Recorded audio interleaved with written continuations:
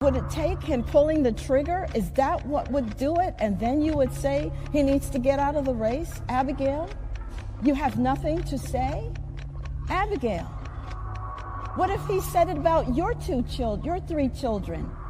Is that when you would say he should get out of the race, Abigail? You're running to be governor. Miss Earl Sears. I mean, we're talking about murder. We're talking about someone's life being taken from them. Have you nothing to say about that? Are you not going to address it? Really, you can't go any further. You're a governor. You're supposed to stand up for all the people. Are you saying political murder is all right? Have some political courage. What you have done is you are taking political calculations about your future as governor. Well, as governor, you have to make hard choices, and that means telling Jay Jones to leave the race.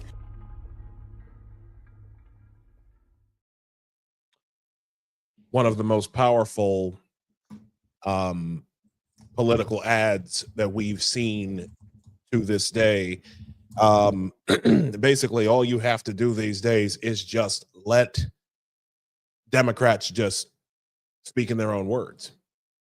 That's basically all you need to do these days. Let them speak, let them trip over themselves, or in some cases, let them not speak at all. Ladies and gentlemen, we are back. Apostate Radio, episode 31. I am, of course, Isaiah L. Carter, coming to you from just north of New York City. And to the right on your screen, my good friend, my brother, my co-host, who has apparently decided to identify as Nino Chavez. Big Dog Nino.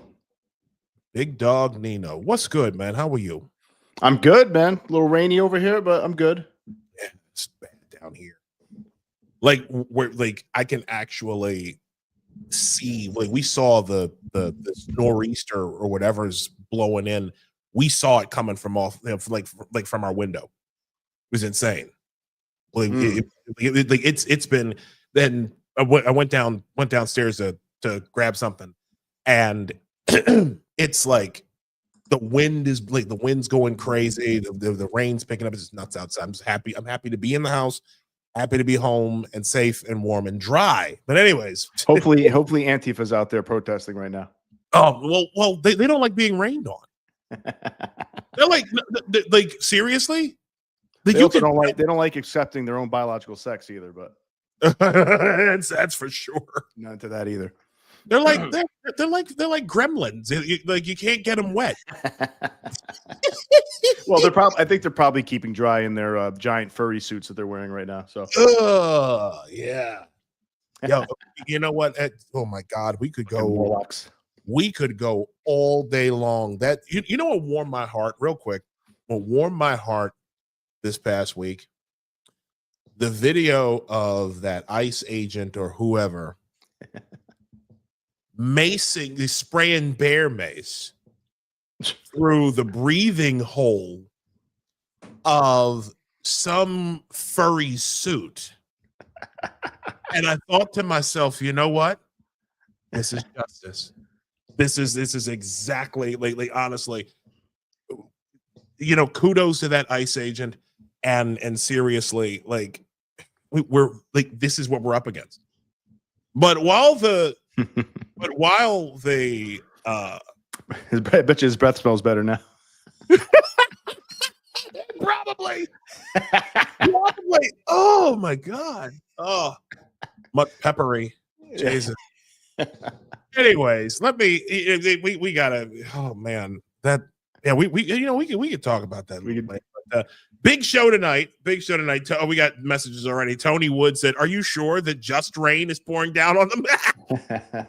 Listen, you know, the stuff that's been going on in Portland and in Illinois, it's like, you know, it's all sorts of shit. It's just raining down out there, like all sorts of bodily fluids. It's just ugh. So And nothing new for those Portland Antifa members. Let me tell you, bro. Jesus, exactly. I was gonna say that's a day It's too ending easy, in man. It's Y. too easy. It's too easy. It's Too easy. Anywho, we've been we really we've been away for a little bit, so please excuse the banter. We are catching up, basically. If you can, of course, follow us individually at Isaiah L. Carter. And I have to change this because you're no longer at Nostra Chavez. You are, yeah. I gotta change that. We'll do that. Yeah, we'll do that later. You guys can Yeah. see you guys can see under my giant name tag here, which I will be shortening in the future. I got it. Nino, there we go. I just got to keep it up while I'm transitioning.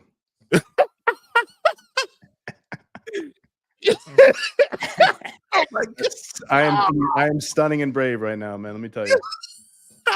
Beautiful. Oh God. Oh my God. You know what? I can't. Please follow Apostate Radio NY. Show updates, all sorts of fun stuff there. Too much fun over here. And I guess now you can, if for buymeacoffee.com/apostate radio, it's no longer your underwear funded your transition. It's my underwear. I mean, I guess I don't know if I'm gonna meet underwear with dick holes in them anymore, but I might need some. Oh God. Might need some thongs or something, whatever girls are wearing nowadays. Oh my Lord. Oh, I can't. Apostate Radio merch is now available. We've got t-shirts, polos, all sorts of things at realtimeinc.com/collections /apostate radio. We've also you'll be seeing a QR code popping up throughout the show. Also, well, I guess that's about it. Coming to Let's bring us. him up. Yeah, let's bring him up. We got a special guest tonight, ladies and gentlemen, coming to us from the left coast, where the sun is apparently still shining at 8:10 p.m. Eastern Daylight Time, because you know they're 3 hours behind us. That's right. Well, I mean, we could just call it CP time. We could just do that, you know. But coming to us from the left coast, from the People's Republic of, I believe, well, it's all a communist state, all three of them. Shit. He's one of the co-founders of Free Black Thought. Ladies and gentlemen, I give you Mr. Michael. Hold on, I gotta get this right. I gotta make sure I get them all here. Hang on a minute. Michael David Cobb Bowen. There it is. Michael David Cobb Bowen, guys. NDC Bowen. NDC Bowen. Yes. With an absolutely incredible lid, sir. Tell us how you gotta tell us about that hat. Man. Well, you know, half my family is from a good evening, gentlemen. It's good to be here. Good evening. We're gonna tear it up. I'm going to have so much fun. You guys had me cracking up there. Good. Remind me to tell you a joke later. Yes. Yeah, I'm here in LA, and it is the left coast. You know, we're kind of besieged in California. We have the Linguini legislature. They throw it up against the wall, see if it sticks. And most of the time, they're just making a mess. And we're mismanaged, but we're surviving. But I got this pork pie hat with the stingy brim down in the Garden District in New Orleans, and half my family is from down that way. And so I was out there for a week because my brother-in-law been married for 15 years, and he decided to have a celebration, and we got the family together. And we spent a week in New Orleans, eating, drinking, singing together. It was lovely. What a place to go home to visit for family. That's a nice place for your family to be from, I think, man. It's an amazing place. That city is always changing. It's very wild to see how different it looks now. Really? I was out there 10 years ago. And that was before Katrina? Or I was there before Katrina, but that was 2005. But the last time I was out there was 2014. Yeah, I forgot when Katrina happened. I was in New Orleans like 2019. Yeah. With it was actually as crazy as this is going to sound. Right before COVID. Well, not just right before COVID. I went right before, like I went with Kareem to with my wife. I went there right before because like when we first started dating. You know you known Kareem that long? I feel like you dating more recently. I've known her that long, but you guys are dating that long? Wow. Well, it's a complicated story. Okay. No, because we actually ended up breaking up after that trip. Dude, but so how we and now they're married, Michael. But now we're married. Yeah, go figure. So it's funny how things work out. Yes, but anyways, Mr. Bowen, if you could just tell everybody here that this is your first time on the show. Sure. You could introduce yourself to our audience and let people know what it is that you're about. Well, first and foremost, I'm a co-founder and on the board, and I look after the finances of the Foundation for Free Black Thought. We're going into our fourth or fifth fiscal year. We got started not too long ago, and the bottom line is we're all about Black diversity. If there's 40 million Black people, then it means there's 40 million different opinions, and we of all people in this country have demanded to be free. So we don't do any Black speak. We don't do any Black splaining. We let people speak for themselves, and we're kind of a samizdat, people who get booted out of the woke church of the woke. They come around to us and they say, everybody out here in my industry is trying to cancel us. Where can we speak freely? And we're all about that. Most of us are academics. I'm an engineer. I'm a data engineer. Worked in corporate America since day one. Also ran my own business as an independent contractor. Married 30 years, father of 3 adult children. God bless. Wow. Yeah. And, half my family's from New Orleans, free people of color, never been slaves, maybe owned 1 or 2, indentured. And the other half of my family's from New Haven, Connecticut. Okay. Wow. Okay. Yeah. So New Haven, New Orleans, and I grew up in California. So wow. All over the country. Crazy mix, a very huge family. And I think I'm definitely a family first kind of person. That's why I've been on various parts of the political map in my life. And these days, you can find me over at Substack, MDC Bowen at .substack.com. And I'm an early big mouth, opinionated Black American who has been straddling the fence between, the tech industry. I've been programming since before Star Wars. And, and like, what's up with the liberal arts? What are they learning? What have they done? And it's been enlightening and disappointing at the same time. Oh, yeah. But I'm one of those people who started off as a geek and am no longer a geek. I've grown the ability to interface with lots of people. I've worked all over the country, did a little bit of traveling around the world, been on NPR, Radio 1, talked to young Republicans, more recently to the David Network, a bunch of upcoming young kids. And, I'm all about service. I've been successful in my life, and this point I'm pursuing wisdom and trying to share that with as many people as possible. Wow. That's great. That's fantastic. It's a great goal because wisdom isn't in hard supply, I think, nowadays, man. And we used to get a lot of it from the universities, and I think you'll realize a lot of that is missing in a lot of in liberal arts, the humanities. It's been actually been replaced by anti-wisdom in a lot of ways. Oh my God. A lot of ways. Anti-wisdom. Yo, that's a word. Yeah, it is.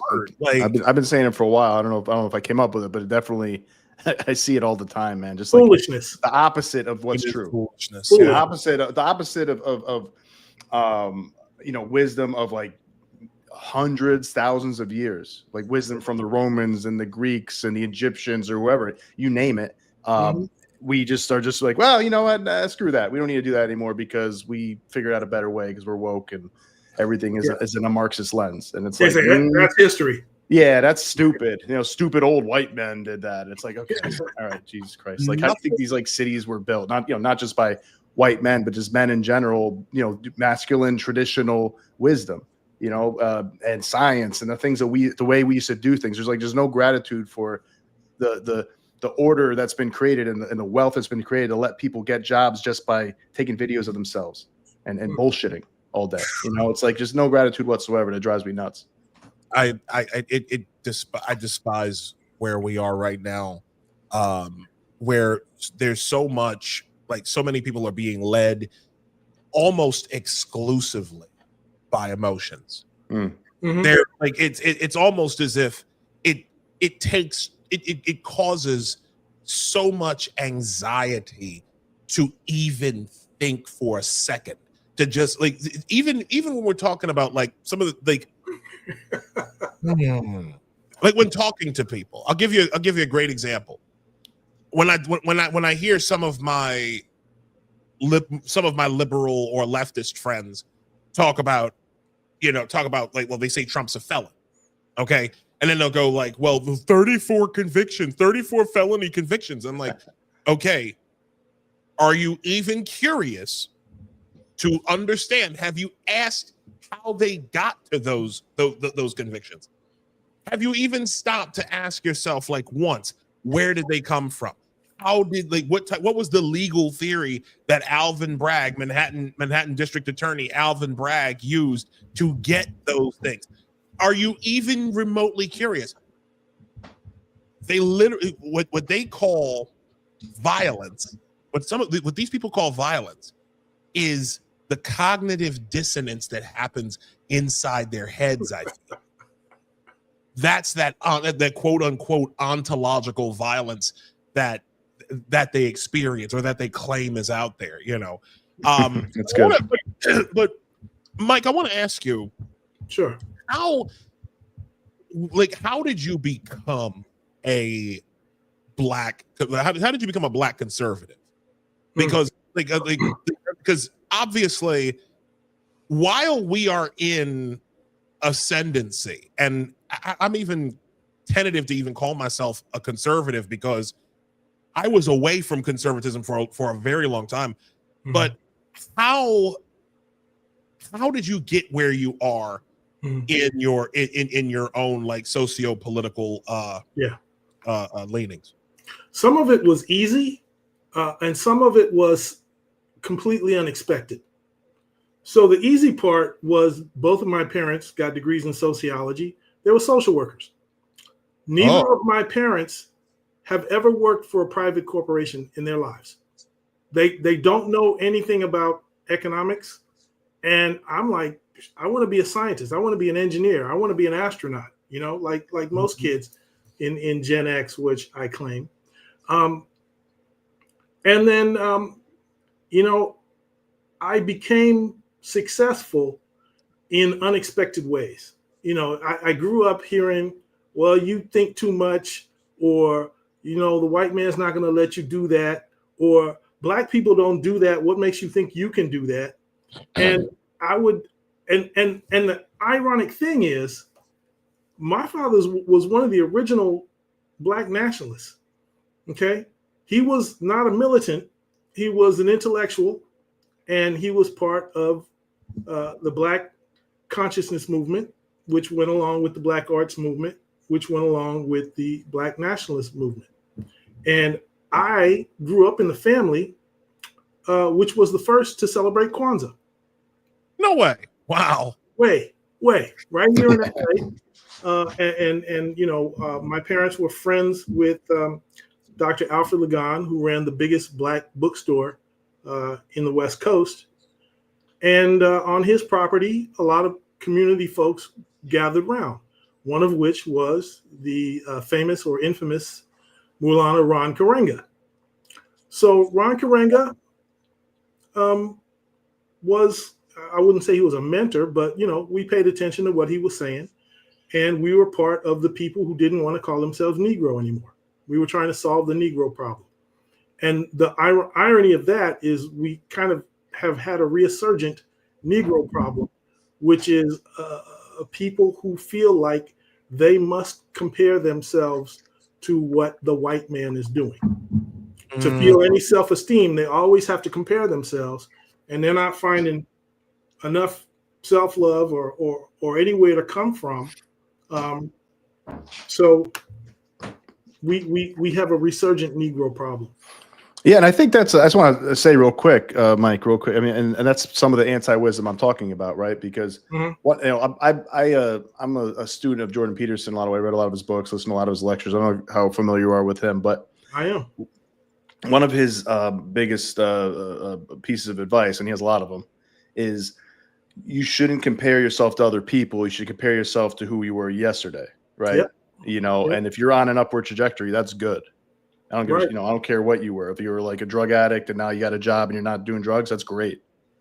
Yeah. Right. That's great. And it doesn't just to finish my thought real quick. I think it doesn't make sense to like compare yourself to a whole race of people. Like white people aren't actually the most successful people in this country anymore, by the way. It's Asians. Yeah. and if you want to, splice out Jewish people from white people, which some people do, I don't know, they might be on top of above Asians or around the same thing as well, as far as making money, median income, things like that. So it's like I don't think you see too many white people. Hopefully, if they are, they're probably being pretty ignorant and unwise themselves. If they're like, we're not going to be good until we're as successful as Asian people or Jewish people or something. It's like, well, just try your best. Focus on your own life. Focus on what you have control of, and that's the wise thing to do. It just doesn't make sense to be comparing yourself to like groups of people. I feel like. Yeah, I understand where that comes from because that's historical. What is it? Historical materialism, which says this is the Marxian philosophy that history is a story of the struggle of power between groups of people. Yes, and you can't transcend that, and you can't be an individual. You have to be part of some collective. And that's how you get these ideas of global white supremacy, suppressing people of color. Is that who we are this week? Are we people of color? Are we African descendants of slavery? What do you guys say? Yeah. So long story short, I became this kind of apostate, I guess you would say. But also deeply within some Black cultural traditions. And I never had any shame. I never felt self-conscious. I never hated anyone. I always was an adventurer. I was always ready to go there. And I went places, what's having a world tour with Mr. Malcolm McLaren, going each and every place, including Spain. It's a Tribe Called Quest reference over here. I caught that. Yeah. The places that people told us not to go. Yeah. And I got family that's traveled many different countries. I have my brother's in Albania right now. He's a trip.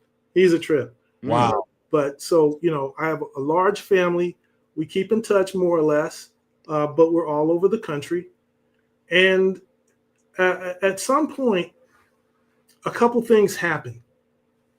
Number one, my wife is in food service and restaurant management, and she ran the food for the Olympic Village in Atlanta in '96. Oh, wow. Okay. Yeah. And I was on my first entrepreneurial gig. So that was really crazy, to have 5 figures in the bank, 3 little kids, and my wife was the poster girl for Aramark. And yeah, wow. So then we were invited to go again in 2000. Now, if you remember the 2000 Olympics, we had the 4x100 men's team, including Mo Green. And after they won, they took the American flag and they put it all around themselves. Yeah, I remember that. They did this stuff and they got booed. I was there. I was in Sydney and they got booed. And I said, what's wrong with this picture when these Black men who have proven themselves to be the best in the world say we are proud to represent America? How does that explode people's minds? What's wrong with these men being patriots.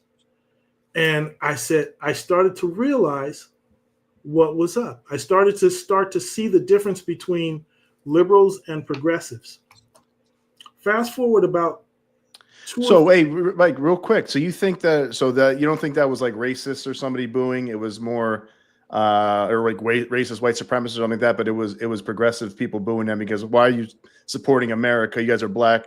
You should, you're oppressed and all that. Right. Why would you support them? You think that's who was booing them? I think that's exactly how I interpreted it. Wow. I'm not surprised, but even back in 2000, that's interesting. I feel like we were a little less woke back then. And then I wind up, doing a contract. A lot of my career as an independent consultant, somebody emails me or gets on the phone. So we got a gig for you in Houston. We're going to pay you $90 an hour. We need you there next Tuesday. Can you do it? Yeah.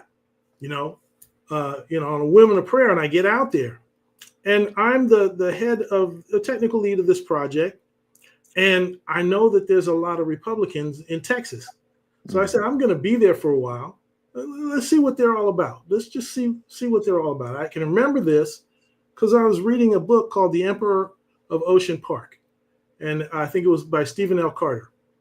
And he was talking about the trials and tribulations of upper middle class Black people, which I would consider myself that. And I was the leader of this team, and I could see the whole thing was going to fall apart. And at that moment, when Enron was collapsing, people hated people with money. And I was the lead, and I was getting paid. So I would have to make sure they cut me a check under $10,000 so I could take it to the bank and not get, have to fill out these federal forms. Right. And when you see people look at you like, what are you doing with all this money? It's like that scene in Django Unchained. What's that nigga doing on a horse? Right? Yeah. Mm-hmm. And I said, oh, I know what it's like to be the rich guy, hated like a rich guy. Wow. And it just hit me like a ton of bricks. Wow. So I found myself, we didn't have Walmart in California back in those days, whatever year that was that Enron fell apart. And I read a book called Koba the Dread, and it's by Martin Amis. And my entire life, I said, well, Republicans make communism sound like it's worse than racism. And I didn't believe it. And I'm like, how did I not know that Stalin killed millions of people? Like, everybody in America was flipping out about Enron going under and Anderson Consulting going under, and they're going to lose 20,000 jobs. And Stalin killed that many people in a week, every week, for years on end. And I didn't know. Right. And I said, wow. And somewhere around that time, I learned the number, because I'm a numbers guy. Here, do that meme with a guy doing like this. What is that from, by the way? What's that I don't know. He's got a sweet haircut. Yeah, he does. And I hear, let's see, I'm trying to remember his name. Eric Foner. Eric Foner is the historian who's the legendary man. You want to talk about American slavery, you got to read his books if you're gonna pursue it past a master's degree. All right. And I heard him on NPR, and he throws it out there. He says, well, how many people do you think have been lynched in America since the end of the Civil War? Since the failure of Reconstruction, when the Klan started coming alive, how many people would you guess have been lynched in America? You asking us? Yeah. You would think, the way people talk about it so much, and it is horrific when it happens. Like, no, I'm not trying to water it down, but you would think like at least like 100 people or something like that. Like 100 people total lynched? Yeah, it's got to be somewhere. A lot more. Really? be in it's got to be in the thousands. Like, that's I've never been asked that question. That's true. Right after the Civil War, it was probably very. No, all the way from end of the Civil War to present. How many people? How many black people? You might know better than me, Isaiah. Yeah, I might be ignorant about this. God, off the top of my head, I would say maybe like 20,000. Okay. Yeah, I would think something like that. Okay, because what comes around, King Day, and the Socialist Workers' World come to the hood for the first time once a year on the King Day parade, and we were talking about how precious our struggle is. The answer is somewhere around 3,500. Okay. That's it. 100 years of lynching. 3,500. That's over 100 years of lynching. That's almost 200 years of lynching. Well, yeah, and then you hear some quote unquote historians talking about 1619, and you hear 400 years of slavery. Oh, we're gonna. You know what? We gonna Right. talk about. We got something to talk about with that. But go So ahead. here I am. I'm this guy. I'm making all kinds of money. I'm living in Houston. I got a temporary lease. I'm working on this project that's about to crash and burn, but I'm still getting paid. And I recognize people's ill will. All right. Ill will to black guys making money, ill will to Republicans who talk about communism as a worse threat than racism. And then I get the numbers. And I'm a numbers guy. I got to know the numbers. How many? And Enron lays off 20,000. Stalin kills 20,000 per week. And we don't have 20,000 lynchings in American history. We have 5,000, maybe 6,000, including whites, Latinos, and blacks all together. And you can get the numbers from Tuskegee University. But you will see 6-page, literature, glossy pages about how horrible lynching has been. And you get this kind of symbolic amplification of black victimhood. And it started to get on my nerves. It's gotten on my nerves, man. Oh my God, there's just so much that I want to talk about. I mean, I'll say real quick, Isaiah, while you gather your thoughts. I think it's how could that be mentally good for any group of people, race of people, to constantly think that you're like a victim, that everybody hates you, everybody is like just thinking about all day, like, oh, I hope these people fail and they need to be under us group of people. It's like that's got to be. I do feel like it's more of a uniquely, and I'm assuming most black people don't feel that way either. But hopefully most black people don't. But like it certainly seems to be outwardly politically a thing that like it's mostly black people who feel that way. Like I'm of Latino descent, right? And I don't really get that from Latinos too many. Like maybe woke ones like went to universities and maybe like, yeah, well, white people hate us or something like that. Maybe indigenous people are kind of like that, I guess, outwardly. But it's like it is having a victimhood complex at all. It's gonna ruin your motivation, right? It's gonna make you feel like, well, it doesn't matter how much how hard I try, they're gonna keep me down. They all want me to fail.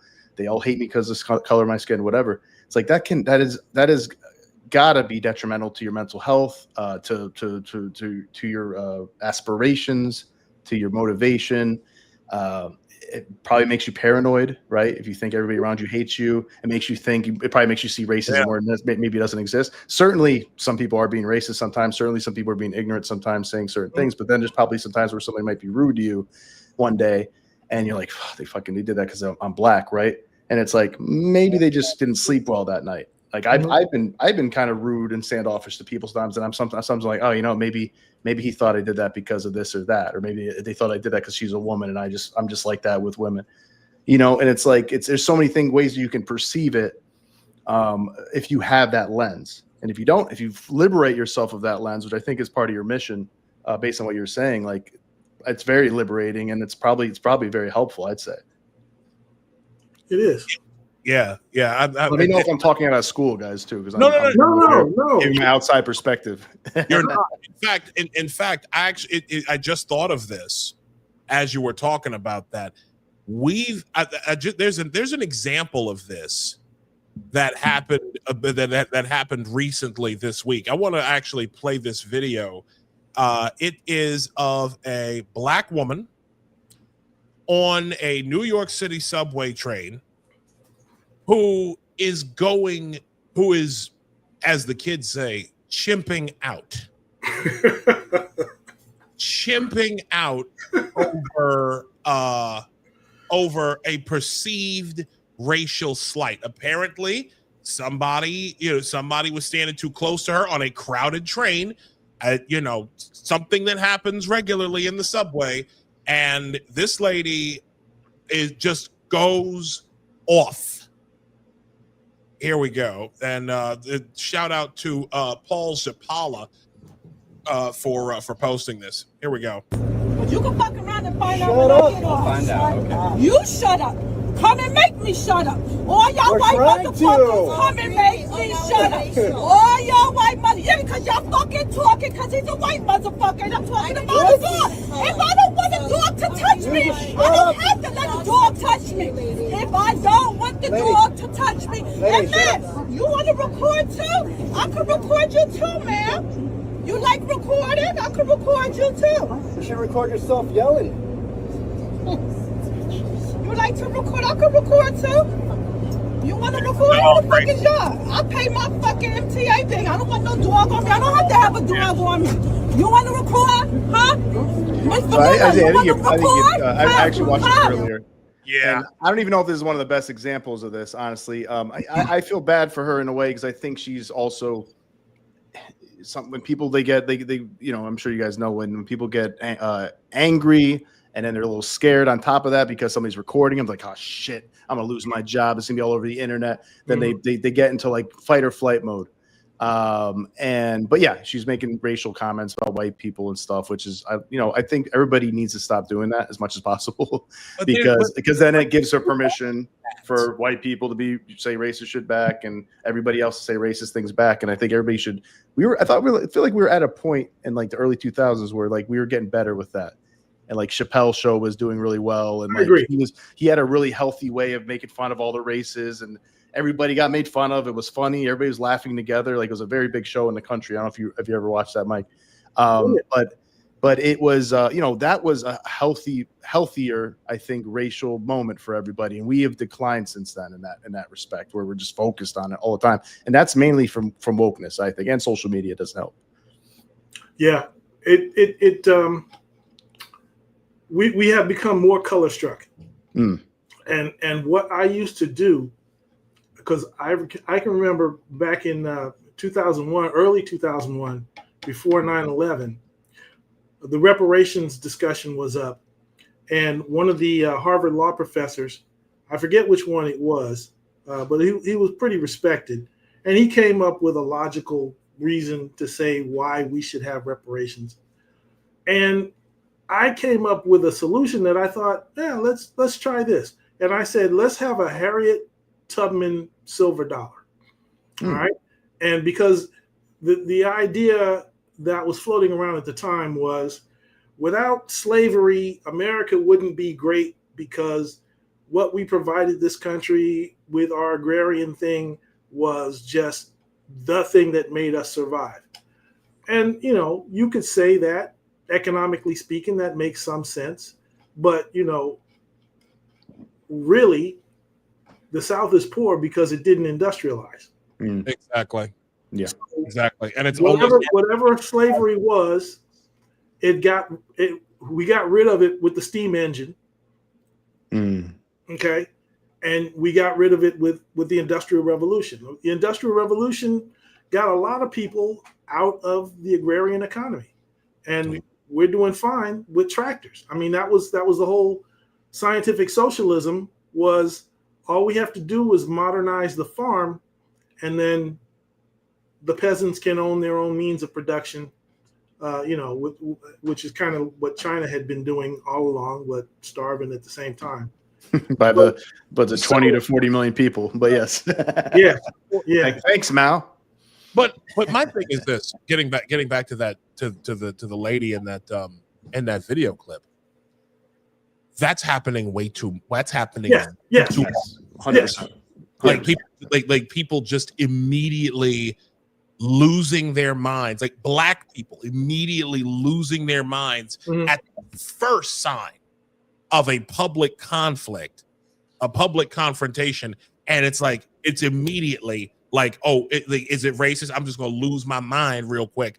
And like if it's a a white motherfucker and all this other type of like she something out there. And that's not even to mention the cluster B glasses and everything that she was rocking. It was like she was like, it's like so many black people I find these days are looking for a fight, and where really none is even really appropriate. Right. And I'm wondering, is like how much of that are you seeing out in LA? And are you seeing and the follow-up question to that is the whole black fatigue thing that we've heard so much about, is that a thing out there in LA? Black fatigue is real because black diversity is real. And black class is real. And it's not very often that someone from New Haven marries somebody from New Orleans. It's not very often that, Episcopalians marry born-again Christians. All right. So when you look at those mixes, that's coming along. I think the good news is black folks in America are more appreciative of their own diversity. All right. And that's what makes the tokenism of DEI that more painful. All right. Because then you get somebody, the new Jesse Jackson. This person stands for all the black people in our corporation. This person, and we're going to give money to Black Lives Matter, right? I turn the president of black people. Yeah, and so I'm watching all of this. When I actually got actively involved in the American right politics, Trayvon Martin is supposed to represent me, right? Johnny Gamage is supposed to represent me. George Floyd or something, yeah. The Jena 6 is supposed to represent me. I completely forgot about them. There are still. I went back to the neighborhood where I grew up, took my dad to the hospital, and they had the little neighborhood newspaper. And you know who's on the front page of that? Mumia Abu Jamal. Oh, what? Yeah. In 2025. People are still doing. So I'm like, there's two clues that I get. Oh, wow. And the first one is, do you believe that there is a global system of white supremacy? All right. And if you think that, then all right, you're suspect. That's strike one. I used to. And it's not an idea that's out of the blue, out of left field. People have been saying this for decades. And then the second one is, what do you believe about multiculturalism? Is that supposed to enable integration or defeat integration? All right. Multiculturalism, I believe, is not good. I think multiculturalism without something higher than the culture to unite people. I don't think that's it's not good for society.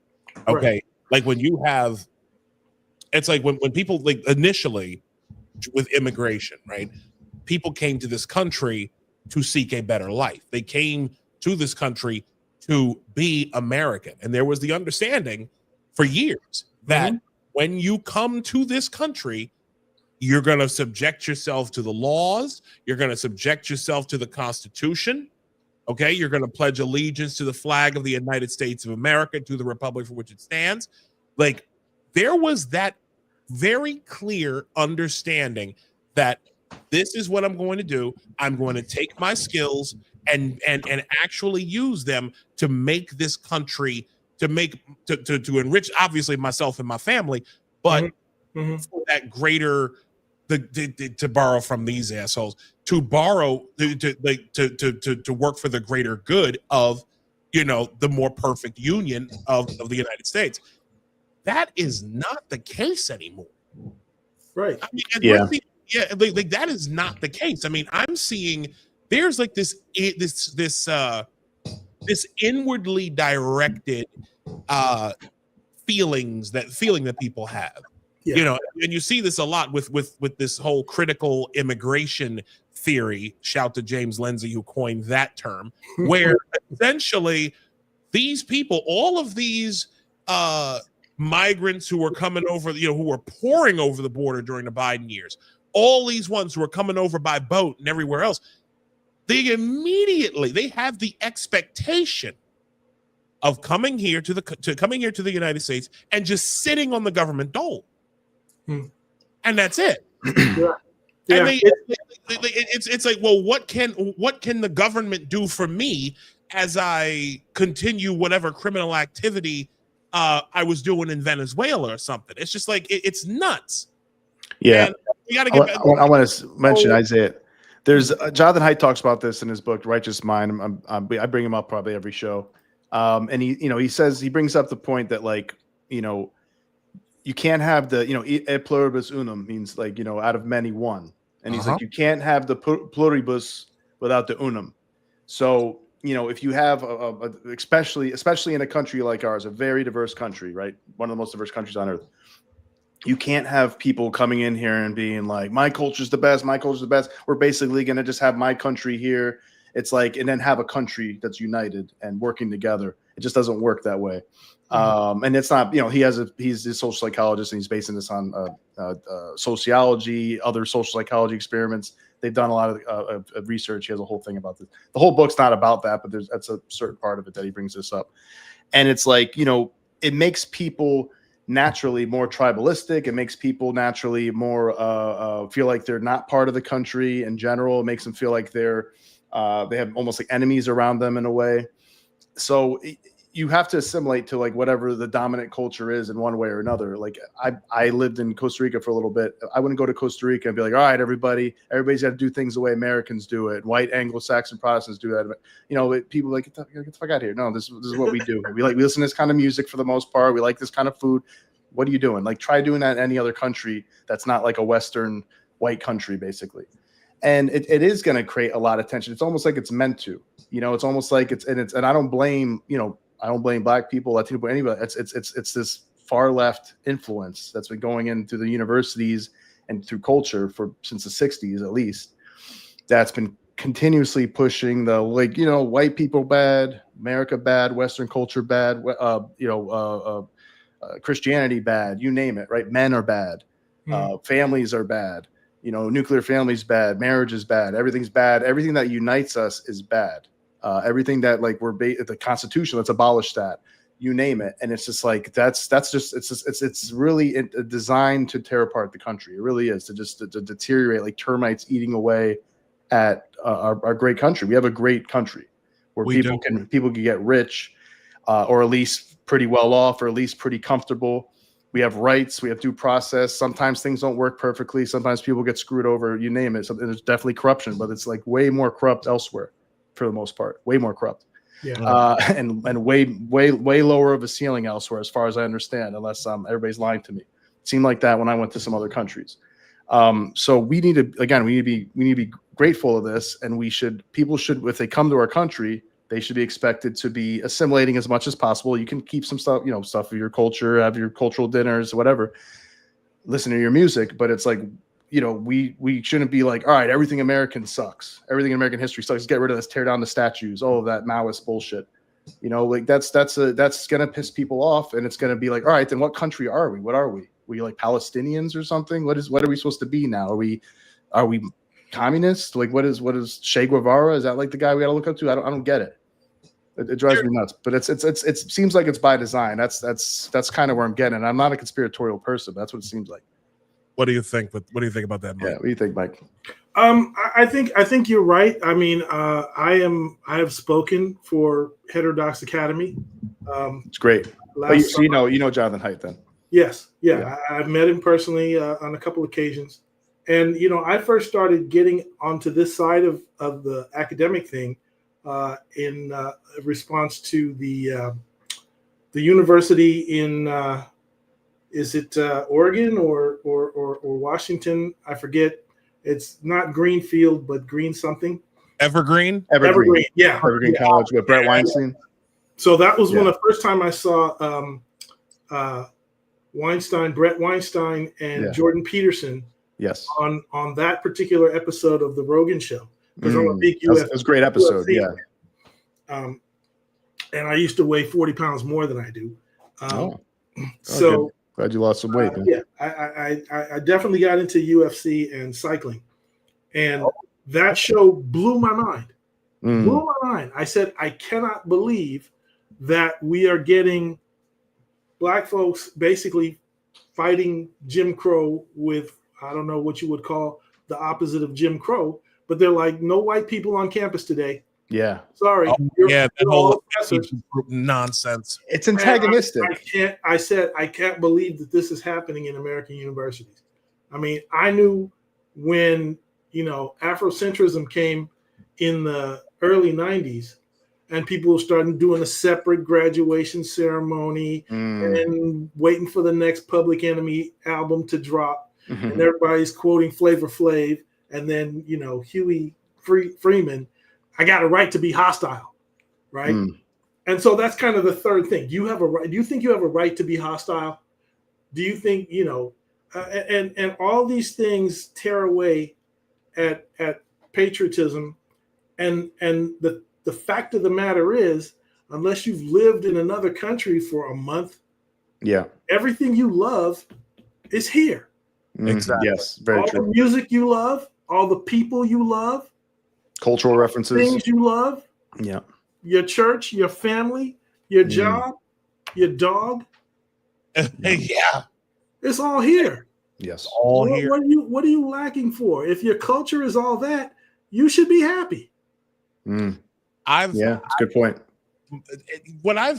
Something else that I've been seeing, which has been driving me crazy, which is there's almost like a reversal of patriotism amongst blacks these days. It's almost as if being anti-patriotic and being consumed only with your race is now, it's like the order of the day. Right. So when you see, I found this, been watching some clips of this pastor by the name of Alton Williams. He's like the anti Jamal Bryant. Okay. Alton Williams, I think he's out of Mississippi. He's got this church called World Overcomers or something like that. Like, again, he's the anti Jamal Bryant. And speaking of which, like Jamal, but we talked about Jamal Bryant last night on a live stream I was doing. All that guy does is preach. Like he's active. Jamal Bryant and guys like him actively encourage replacing God with the state and your melanin. I'm dead serious. I mean, the one thing, like if you notice, even I'll find a picture of this to show that it's not cap, as the kids say, but at Jamal Bryant's church, the pulpit, like the lectern he speaks from, has the cross being crushed by the communist fist. Like I'll find it and that's actively, and that is a guy who took over Bishop Eddie Long's church. Okay, so we're talking about two demons, like following after each other, and a bunch of souls that are going to end up, somewhere else. And it's like, this is, and like, that's the dominant, like guys like Jamal Bryant, like they're the ones who are the dominant. And I want to say, like, there's something that ties us all together. Like we talk about this, crushing the cross, talking about what they're doing, where they're telling white people they have to stay home and evergreen, that kind of thing. It's all meant to be like antagonistic. Like, if you look up on Google, the unbearable whiteness of. Just look that up, and you'll see like a million articles with that. It's like a template, right? Yeah. Like many articles from different publications. Some of them bigger, fairly big publications. And it's like, it's not just, and they'll say, well, we don't mean like white people. We mean whiteness, which is like a social construct. And it's like, I don't give a shit what you mean. I know what you mean. I know what you're trying to do. And this is like, you're trying to piss off white people so you can start a race war. You can resuscitate racism in this country so you can create that boogeyman again and see, we told you they're white racists. We told you they're white supremacists. And all that stuff is meant to, it's meant to push power. Look, oh my goodness. It's meant to push power and antagonize people. So they start getting racist again, or they start getting bigoted again because like, well, you're being racist to us. And it's meant to create chaos and try to take power. It's like, and also the same thing with taking down statues. I understand maybe taking down like a Confederate statue or something. I get where that's coming from, or maybe a slave owner. But like, like General George Washington. I mean, that guy is one of the great fathers of the country, regardless if he owned slaves. Like if you knew his history, I'm sure you guys do. But other people, like he was a great, great, great man in American history, but no doubt about it. Like, and he risked his neck because people would have killed him if we lost the war. They would have just killed him, and all the founders pretty much. They said we'll either hang together or hang separately. And unless the king granted some mercy, that was what was going to happen. So you got to give people credit, and they created a great country. And it wasn't, when we continued to create a great country every generation. I'm not trying to say they are the ones that did everything, but it's a team effort. But give credit where it's due, and don't make people afraid to be great. Stick their neck out and be like, say something great, do something great. And that's another thing we've seen from wokeness is looking at cancel culture, looking at old tweets. Look what they did when they were in college. It's meant. It's not just morality for them. It's really, I don't even know if a lot of them understand it themselves, but it's meant to be like, no. You sit down and shut up because you might be next. You might be the next person who we're going to come after. So don't let us do this. You shut up. You know what movie I just saw for the first time in my life? Mean Girls. Oh, wow. I ever seen Mean Girls? I think I've seen part of that. I never seen the whole thing. You should watch that movie because I'm not going to say that America is being feminized. It is. But that's the way we fight. I'll say it. Yes. That's the way a lot of people fight. 100%. Cancellation is feminine fighting. Yeah. It's like that woman. Oh, you're going to talk to me. Well, I'm going to cancel you out. That's 100% right. And the Mean Girls make you watch everything you wear, everything you say about other people, and they play these status games back and forth, knowing that they're just trying to cut each other down, or whatever meme is ascended, they stick with that. That's the new queen bee, and you better not do anything like that. It's been well documented in psychology that female aggression is usually reputational destruction, lying, talking shit about behind people's back, and being like, oh no, like that person's. I've seen it in my own life. They said things like, even girls would do that to each other. There's a girl that wanted to date me back in college because I used to be in a band and I was singing, and they all wanted me after they saw me sing or whatever. And I had a bunch of girls talking to me on AOL Instant Messenger, and she's like, "Oh, you're talking to this girl?" It's like, you shouldn't talk to her. She's a slut. Like that's she told me. Like, and I'm like, oh man, that's what women. Yeah. Like I don't know if that's the right thing to tell me at 19 years old. We get around to but that's what the women do. It's a female aggression. It's catty. And a lot of men are doing it too because they're being feminized, as you said. That is 100% happening. Yeah. It's catty. It's childish. But when we talk about black fatigue, I think ultimately that we just have to get used to it. And as soon as you start actually thinking a little bit about black diversity, without buying this idea that we're all trying to get into DEI programs or we're all trying to do this, Crips and Bloods, Ralph Bunche versus Malcolm X, Shirley Chisholm versus Angela Davis, Black Panthers versus Karenga, Muslims versus Christians, Du Bois versus Washington, Muhammad Ali versus Sonny Liston, Kobe versus Shaq. There's always black tension, and there's never really black unity. I went into college thinking black unity, that's going to be happening. But then I got with the Black Business Association. They had their own thing. I pledged Alpha Phi Alpha. We had our own thing. I was with the Black engineers, and it was like everybody wanted to do their own thing. And only the Black Student Union tried to capitalize on everybody and say, well, send us all the money and we'll allocate it out, right? So there's always some Black group or individual trying to speak for everybody. And it doesn't work. It doesn't work.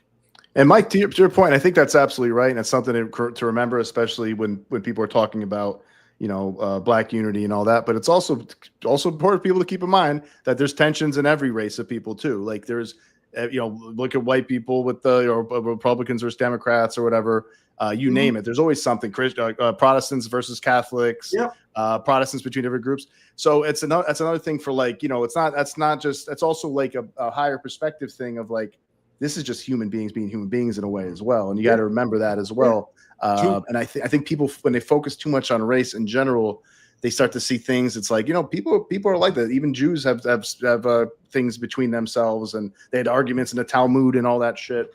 Yeah. Muslims, obviously Shia and Sunnis, but you get my point. All right. So I want to go to something because you mentioned earlier about we were talking earlier about like 1619 Project, and like people just generally don't know the history of the country. Came across something a couple days ago, actually. Our friend Josie, the redheaded libertarian. Shout out to Josie. Shout out to Josie, an amazing lady, and I definitely want to have her back on. Yeah, Revolutionary era expert too. So shout her out. If you're looking for a Revolutionary era expert, she's good to have on. Oh, she's fantastic. And so I want to play this from another Titan, Glenn Beck, who hit me with something that up until a few days ago, I didn't even know existed. The first draft of the Declaration of Independence completely shatters. Matter of fact, you know what? That's after you. I'm gonna let it play through, but after you see this, you're gonna understand that this doesn't just shatter the whole 1619 project. It Thanos snaps it. I'm so serious about this. Let's take a listen. Nobody has ever taught you what Thomas Jefferson wrote in the first draft of the Declaration of Independence, where he is making an impassioned plea to stop slavery. How could you possibly listen to Thomas Jefferson say all men are created equal when he had slaves? He didn't really believe that. This is the last usurpation. His handwriting even changes when he writes this. He's passionate about this, and he, the king, has waged a cruel war against human nature itself, violating its most sacred rights of life and liberty in the persons of a distant people who never offended him, taking their life and liberty and captivating and carrying them into slavery in another hemisphere, or to incur miserable death in their transportation. This piratical warfare, the opprobrium of infidel powers, underlined, is the warfare of the printed out, not in script, underline, and bold. This is the work of the warfare of the Christian king. He is now saying to the king, you can't do this and call yourself a Christian. This is piratical. Who were the pirates? The pirates of the time were the Muslim pirates that believed if they conquered you, they could take you as a slave if you were an infidel. Yet the King of Great Britain is determined to keep an open market where capitalized, bold men are to be bought and sold. How come you don't know that? Why hasn't a teacher or a professor had the guts to show you the truth? Why isn't it in the final draft? Well, because we're a country built on slavery. Because all our founders wanted was slavery. They just wanted to enshrine slavery so they can enrich themselves and hurt the black man. No, because when the draft was read in front of the Continental Congress, every line had to be voted on, and it had to be unanimous. When they got to this part, out of the 13 colonies, how many voted against this paragraph? 2. That means 11 said stop slavery right now. 2. Georgia and South Carolina, where the Civil War started. Incredible. incredible. That's what it just completely annihilates it. And lest people believe that it is that somehow this doesn't exist. The very paragraph, ladies and gentlemen, I will bring this up. I don't want to get your thoughts on the other side of this, Mike. This is it right here. Oh, it's in very small print. Let me see if I can make this a little bit bigger. There we go. Should be a little bit bigger. Hopefully it'll show up. Let me just see. There we go. Okay, it shows up pretty. Okay. Let's see here. As he's going on about this, I'm gonna start. Let me just bring it up here. He being the King of England, King George III at the time, he has, I'm quoting from this first draft, he has incited treasonable insurrections in our fellow subjects with the allurements of forfeiture and confiscation of our property. He has waged cruel war against human nature itself, violating its most sacred rights of life and liberty in the persons of a distant people who never offended him, captivating and carrying them into slavery in another hemisphere, or to incur miserable death in their transportation thither. This piratical warfare, the opprobrium of infidel powers, is the warfare of the Christian king of Great Britain, determined to keep open a market where men should be bought and sold. He has prostituted his negative for suppressing every legislative attempt to prohibit or to restrain this execrable commerce. And that this assemblage of horrors might want no fact of distinguished dye, he is now exciting those very people to rise in arms among us and to purchase that liberty of which he has deprived them, by murdering the people upon whom he also obtruded them, thus paying off former crimes committed against the liberties of one people with crimes which he urges them to commit against the lives of another. This is some of the most powerful writing I have ever seen in my life. And up until Thursday, I didn't even know this existed. This is amazing. This is amazing. Because one of the things that I did, along my long Journey towards wisdom, which I've always wanted to be, my minor was philosophy. I read the Declaration of Independence, and I said, this document is amazing. It's amazing. If he just put racism into that line somewhere, we would have as perfect as you want. Yeah. And I did follow along to see, how the British did abolish the slave trade, et cetera, et cetera. But what I noticed immediately as you watch that clip is that gentleman speaking was wearing stripes. Was this at one of our institutions for like West Point or? I don't know. I think that was a Turning Point USA event that Glenn Beck was at. I don't know I can find out. Rest in peace, Charlie Kirk. Rest in peace, Charlie Kirk. Absolutely. But I don't know the specific context of the event itself. But I do. So I don't know where. So I don't know why he was wearing that coat. The reason I bring it up in the context of what we've been talking about, the diversity of Black opinion and Black history. Black History Month is kind of a marketing joke. If you got into serious history, then you would know this kind of stuff. Is that we get represented by St. George Floyd, and people who feel they have a right to be hostile take it out on their neighbors, and they hit the Apple store and get their new iPhones. But if your family has someone who served in the military, you're going to have a different attitude about all of this. And if you knew enough absolute quality of Black folks, you wouldn't listen to this narrative.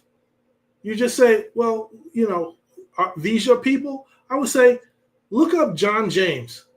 Look up John James from Michigan. John Edward James, born in June 8th, 1981. All right. That's a West Point graduate, and he's a congressman representing Michigan, and he's running for governor. And he's an R. And people don't know.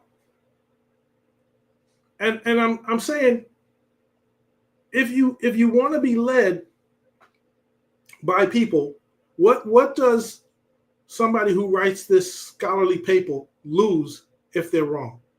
All right. Here's a man, and I have such men in my family who go into the service where you have to put your life into somebody else's hands. All right. You have to put your life literally in their hands. And do Black people and Latino people and Asian people get along? Yeah, because they're serving America. Exactly. There's a higher, there is that higher cause there. Right. The higher cause. So if we're going to get these multicultural things where you harden it and, you know, you're on the train and you don't have to respect them because they're from the white culture, you know, then it's nothing but trouble. It's nothing but chaos. Especially, and so I'm not only anti-racist, I'm anti-race. I don't want to hear it. I don't want to hear it. I want to hear people speak words like that, like Jefferson said. Despite whatever flaws he has, that's brilliant stuff. Yeah, brilliant stuff. I had no, again, like to listen to this guy, and what's crazy is that stuff. He's right. That stuff has been suppressed from our knowledge for so long, and it's like, and again, it's like there's nothing. What I fear what I truly fear for this country, as Isaiah, before you transition, I just want to give you a little context of that. This is from the John Adams series, but I think it's true. Ben Franklin and probably some other people looked over, and I think John Adams himself looked over the first draft of the Declaration of Independence, and Jefferson had that in there, and I think it was Ben Franklin that said, "Hey, maybe we should leave out the slavery stuff and the racial stuff because we need to get everybody to sign this thing," which I think Glenn Beck talked about in there real quick. I don't know if you guys caught that, but he said, because they really felt like they needed every single colony, every single state to sign it. Otherwise, there'd be a way in for the British. Maybe they'd set up camp in Georgia or South Carolina, whatever, and then they'd have a base there, and then they would win the war eventually. But if we keep it so that I think this is what it was. If we keep it that we're unitedly saying no, we're not going to be part of your kingdom anymore. That's it. It's over. Then we have a chance. And so he had to take that out because of that. And he also took out some words about God because he said it smacked too much of the pulpit. So he didn't talk so much about that. Anyways, that was just a little history lesson, unless they were lying to me on that show. No.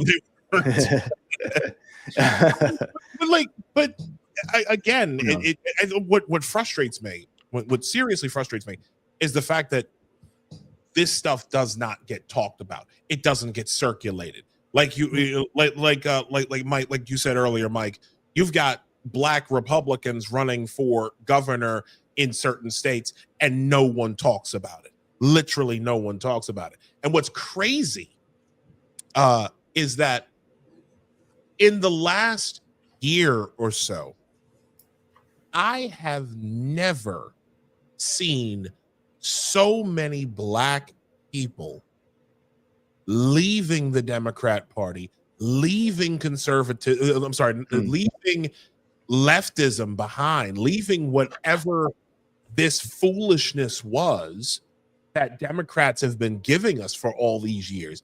Like, I've never seen so many just going like, I'm out, I'm done. Mm-hmm. I've never seen this before. Or as many, this used to be like an anomaly. And I know a lot of, I do want to go ask you about this. Mm-hmm. Like, have you noticed this same thing? Like, so many Black people leaving the Democrat Party and just wondering, with everything that's been happening over the last several years, like, what exactly is going on? Yeah, I have. And I've seen, man on the street videos in black communities where they just say, Trump is our man. And I remember the first time he ran, there was a guy interviewing.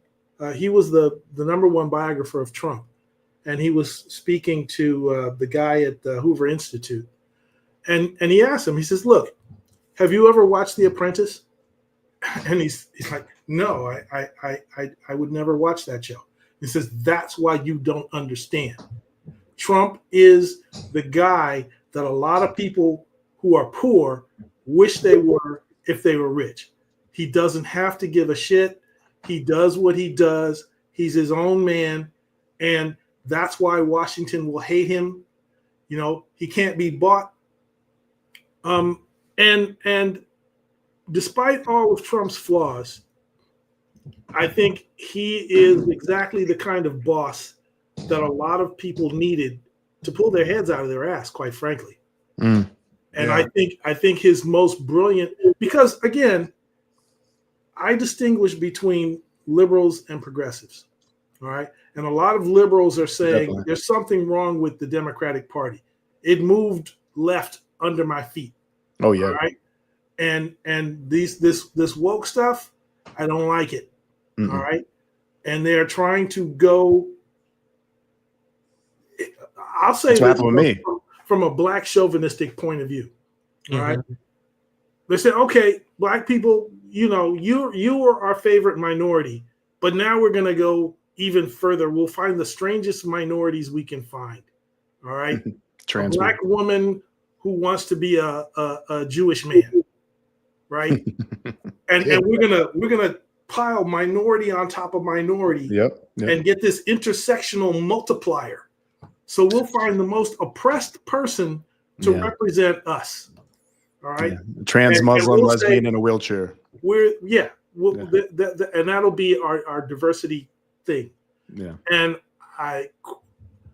all the brilliant things that Trump has never done, he did one against candidate Harris. He said, "She's for they and them. Trump is for you." Wow. Yep. Was the greatest. That was the greatest. So true. It's so true. Now, let me ask you this. When did you start noticing, since you work in tech, when did you start noticing the weirdness? Like, because I know you've had it, especially over where you're at. Yeah, 07. Basically, 07? Yeah. So I took what I call a journey through the broad American right. All right. I would listen to Limbaugh before I moved to New York. I moved to New York in 91. And I lived in New York, I lived in Boston, and I lived in Atlanta. And when I lived in Atlanta, I lived in Cobb County. I was like, oh, Cobb, it's got the same my name. And that was Newt Gingrich's district. And so people were like, how can you as a black man live in Cobb County? Why don't you be with everybody else? I'm like, man, I'm doing things here, all right? And I'm winning. But I did a lot of political blogging. All right. I'm kind of an OG when it comes to Blacks Online. If you ever heard of Usenet, there was a group called Soap Culture African American. I was a moderator there. Before that, when I worked at Xerox, I did the Black Email Network, administrator there. I was on Cafe Utney. I was on The Well. I was at Slate when they did The Fray. Wow. So I've been an online writer for a long time. And in 08, I won Black Blogger of the Year because I wrote stuff about Obama almost daily. Just 6, 7, 8 paragraphs, big stuff. And I went through the whole Jeremiah Wright stuff. I went through the whole, where was he born stuff. I was like, is he actually as black as everybody else? Why wasn't he in a black fraternity? How did he come out of left field and surprise everybody? Why did Magic Johnson go for Hillary Clinton and not for Obama, all kinds of stuff. So you're criticizing him, or at least asking questions. I'm talking about it on a daily basis, and I can remember I said, well, I have some gripes about Obama because I liked McCain at the time. I thought he was the most principled person running at the time. But yeah, I was batting for the Republican team, and I was hoping. I'm saying one of these days it's not going to be a big deal to be a black Republican. Right now, I'm taking all the slings and arrows, and that's okay. I'm doing it in front of everybody. I'm writing this blog. I'm in a conservative blog league. I'm in the top tier of bloggers, and you know, I'm doing it. And then I put together this group called the Conservative Brotherhood. So we had the equivalent of the Candace Owens of the blogosphere back then. Wow. And that's when you and that's around the time. And I watched a lot of my uppity black friends just go right over to Obama. People who declared themselves Republican said, well, we got to go for Obama because he's black. And I was like, that's strange. And then I remember Obama using the case of an elderly woman who had cancer to pitch his healthcare stuff. And I was like, why don't you just pick kids? Why don't you do something simple, like free immunizations for every school-age kid? Because I had young kids, and I know what you have to go through to get them the immunizations for school. And if you don't have a good healthcare plan, it takes a lot of time. Just say build clinics everywhere for kids, not for the oldest people in society, for the young people. Mm-hmm. So I had these problems, and what I sought to see was populism. I started to see people not operating out of principle, but for let's jump on the bandwagon. And it was this whole idea of a horse race kind of politics, where it's like whatever we can do to wag the dog, we'll make that the issue. All right. I'm guilty of that. And I couldn't take it. You know, it's like I'm the guy who has been, like I said, the rich boss. And I'm like, well, my job is business intelligence. My job is to keep corporations from running their business and their accounting by the seat of their pants. I'm putting computers on these jobs so we can get exact numbers. Like you expect that from Wall Street. Let's do it in the Fortune 500. All right. Mm-hmm. Let's be objective. Let's have some rigor. Let's have some logic. Let's see the numbers. Let's see the facts. And I just got fed up with the spin. And even when I was speaking to conservative audiences, I recognized what was going on in the media, which was when you're in a conference, it's sometimes pre-decided which reporters get to ask which questions. And I've been up there on the panel knowing that, you know, I said things that were interesting to the audience, but they wanted to make sure that this person who's going to be a candidate gets the highlight on the reel, right? So this is the question that gets 15 seconds on the big news. Mm-hmm. And I just became more media savvy when I started doing my NPR work. I did NPR with Michelle Martin called The Barbershop. And that was, I think, 05 to 07. Oh, wow. Yeah. Wow. So you've been around. Yeah, I've been around. I've worked with Farai Chidea when she had News and Notes. Like I said, I was on the Well. Mm-hmm. And so I noticed just this rising populism, this whatever meme we can take, before, like I met Andrew Breitbart at the LA Festival of Books. Mm. Oh, wow. I didn't realize that he was the guy that built the Huffington Post. He was. He was? Yeah. He was, yeah. He's the guy that built the Huffington Post. And in those days, people said, well, you're never going to get real voters influenced by any of that. And by the time Obama came around, he was on Facebook and he kicked butt because he was on Facebook. He said, I understand the internet. Let me make this clear. And I was just like, this is floating away from principles. And I'm trying to be as principled a conservative as I possibly can. So I kind of said, I started off as a black Republican, and I got to figure out, well, what's the difference between a black Republican and a Republican? How come a Republican doesn't do this? I talked to people on Project 21, and I don't know. I'm accustomed to living on the edge. I'm a little bit of an oddball, but I am a patriot. I am a civil libertarian, and I have principles, and I want to operate out of principles. And when candidate Obama says, I'm not for gay marriage, and then President Obama says, I'm for gay marriage, I'm like, how do you flip-flop like that? Because he didn't have any real principles. Right. Guy like, yeah, and that's the other thing is there's this total dearth of belief in anything.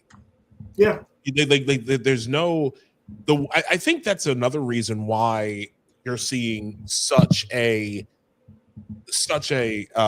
what is it, an exodus from the Democrat Party. Mm-hmm. Blacks. It's like they don't believe in anything. They have absolutely no idea what, like, they say whatever they want, whatever they think will get them power. Yeah. And then they'll do shit like, and then it's like they'll get everybody hung up on the words. Okay. They'll get everybody bugged out about words and how things sound and meaning, and you can't say this thing or that thing.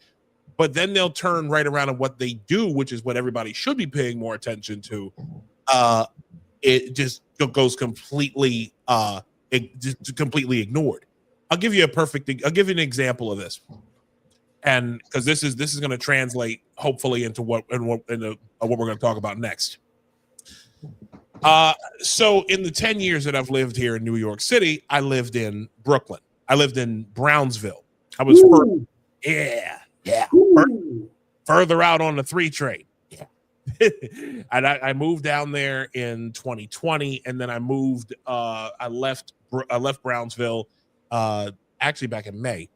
But anyways, right around 2022 is when I started to notice, and even in 2023 is when the whole migrant crisis started getting real bad here. Okay. Like where you're seeing migrants, we're seeing illegals just lined up outside the Roosevelt and the Roosevelt Hotel, which is by Grand Central, and then the Row, which is on 8th Avenue. You would just see like the miles and miles. They were busing in these migrants on a nightly basis. They were coming into the Port Authority bus terminal. But anyways, I digress. There are in the neighborhood I lived in. I was off the Saratoga Avenue stop on the 3 train, and in the neighborhood in that particular part of Brownsville, there were 3 homeless shelters. I know where all of them are. Okay. And I remember like they were family shelters at one point, lots of black, like black mothers, like black children, black women, and then their children were there. I even remember seeing like a few like veterans, like homeless vets live there. Okay. And then overnight, they just started piling in migrants. Now, mind you, Brownsville is a black neighborhood. It is lower. It's like poor. It's like working class, middle class, but it's mostly West Indian. Okay, and you could tell like the easiest way to tell that these shelters were housing migrants were just to look at the amount of like motor scooters that were out front of the building. Okay.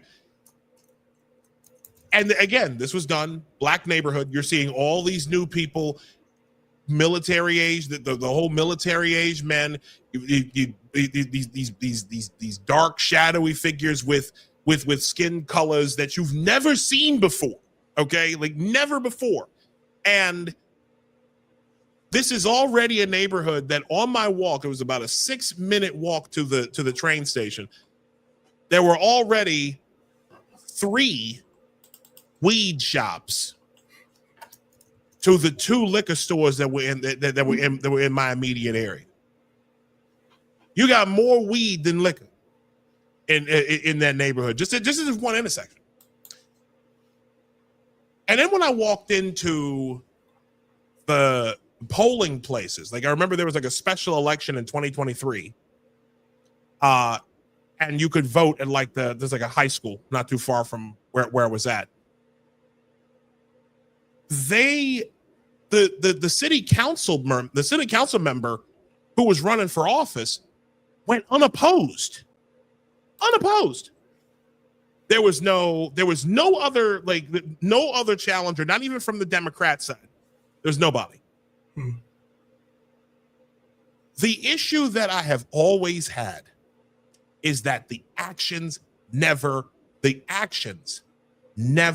ever match the rhetoric. These Democrats have turned black neighborhoods upside down. Their neighborhood I just came out of, Wakefield.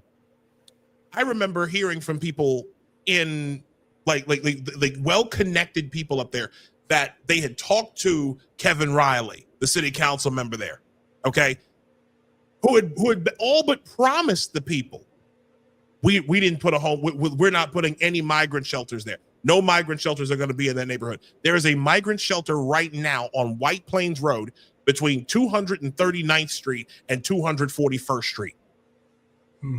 There is a migrant shelter. People are living in that building right now. This stuff doesn't surprise me. Actions don't match the rhetoric. That angers me on a level, and it's like, and it doesn't even compute to black people. It doesn't even compute. I'm sorry, Mike. Go ahead. No, I mean, it's one of those things that people just don't talk about. So I can remember making an issue about Amerindians. That's the term that I use, Amerindians, because that's all. If you talk about Jonathan Haidt and the change in universities, I decided at some point that I wasn't going to read any history books that were published after 1980. Yeah, smart. Probably better history books prior to that. Yeah, agreed. And here in California, we have always had something called the Aztlan movement. And Aztlan is what Mexican nationals call California. This all used to be Mexico. You're on our land. Oh, and so we have had a long history here in Southern California of people flying Mexican flags and doing these protests. But I put up a link, and if you go to the State Department, you will see that there are more than 100 classes of immigration, 100 types of immigrants. And they must have some sort of priority. But I don't think you could ever find any data which says these are the numbers of people that we let in for these reasons. All right. And we've seen, and that's just the first list. Jeez. Now, each one of those, you can click on those pluses and you get more. Jesus Christ. Look at this. Goodness gracious me. So these are the laws on the books from the State Department. So people in office in Congress ought to know these numbers and tell us, quite frankly, what were their actual status. We let them in. Whoever we let into the United States, they are a U.S. person. So they are now covered by the U.S. law. So That's of a benefit of anybody who's running from a cartel, anybody who's paid a coyote $1,000 to walk them across the Rio Grande or show them a hole in the fence. All right. And I'm one of those people that gets emotional when I think about trafficking of children. And this shit happens. It's for real. Oh, yeah. It's for real. And I can't stand the idea that we let it happen. All right. That we are not vetting people properly. And that we have American cities like Los Angeles has in the past say, hey, we're a sanctuary city. All you got to do is get here. And there's going to be a spot for you. And you know, we're already kind of the homeless capital of the Western states. Everybody who says, I don't want to go to a shelter, I want to live on the street, they know to come to Skid Row in LA. It used to be like that in the Bowery in Great Jones Street. Well, that's how Jonesing got it, because that was where the drug trafficking was. Interesting. Yeah. And it's just a mess. It's just a mess. And I go downtown when COVID came out and the governor here puts out a curfew, says everybody has to be in their house by 10 o'clock. But did they put those homeless people anywhere in a shelter when we had no idea how deadly this was going to be or not? No. And so we had, but people still fly the flags. And anytime you look at go back to look at the ICE videos and you'll see. And there's paid protesters and astroturfing of all sorts. And it's just bad. It's just bad. It's not governing by principle. No, not even close. I think people can't have a good discussion about it. People should look at referring to what you're saying about trafficking of kids, women. They should listen to Tom Homan's interview with Bill Maher, which is short, so it's a quick listen. I it was a couple of weeks ago or a month ago or something like that. I just watched it today, and it's great. Like, because there is, you see some images on TV and you're like, oh, look how they're doing. What are they doing to these Hispanic family men and stuff or whatever? And like, it does look bad. But I also reminded people I talked to, I'm just like, well, criminals can be family men too. And I don't just mean like illegal immigrant criminals. I mean like criminals. Like, look at watch The Sopranos or something. He looked like a great dad half the time, but he was also putting people's bodies in the ocean. But anyways, he made a good point, because like Bill Maher was like kind of pushing him. He's like, well, don't you think we should be, be a little bit more surgical and all this stuff? And he's like, look, he said something to the effect of like, we have these laws on the books and like we need to enforce them strictly because we have people coming over who are being trafficked. People who are like, I found bodies baked in the back of trucks, just baked from heat. Things they're saying that they're doing to children sexually, to women. That's part of it too. It's like you have to be strict about it because people need to know that there's just not an option to go here and illegally. And two, it's like you're also putting all the people who are trying to come legally are having to wait in line.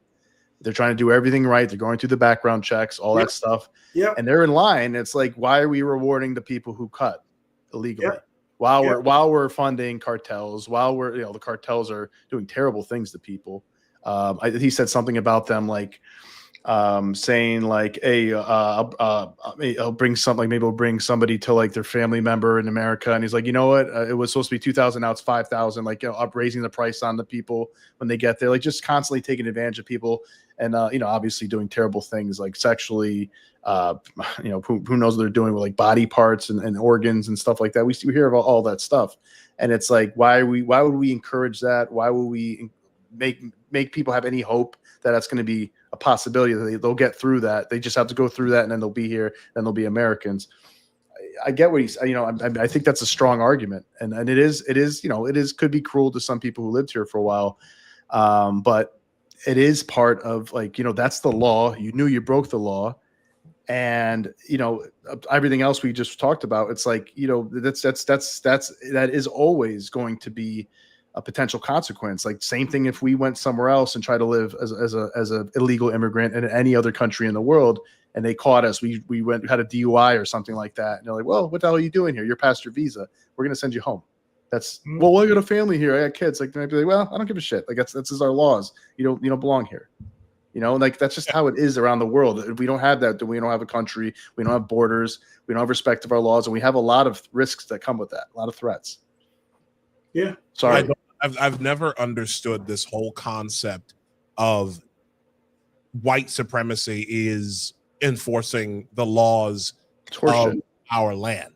A lot of people who support that the most are Black people, Latino people. Just to add that. Like that anger, that just enrages me to no end.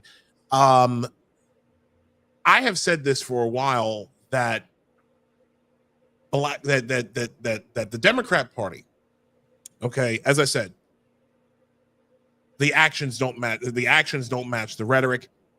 The things that they do are clearly, in a lot of cases, go against what they, against what they say. And the one thing that I have noticed, and I played this at the beginning of the show, as these people become, as they've existed in these spaces of anti-principle, right? They have no principles. They don't believe in a set of things. They have nothing.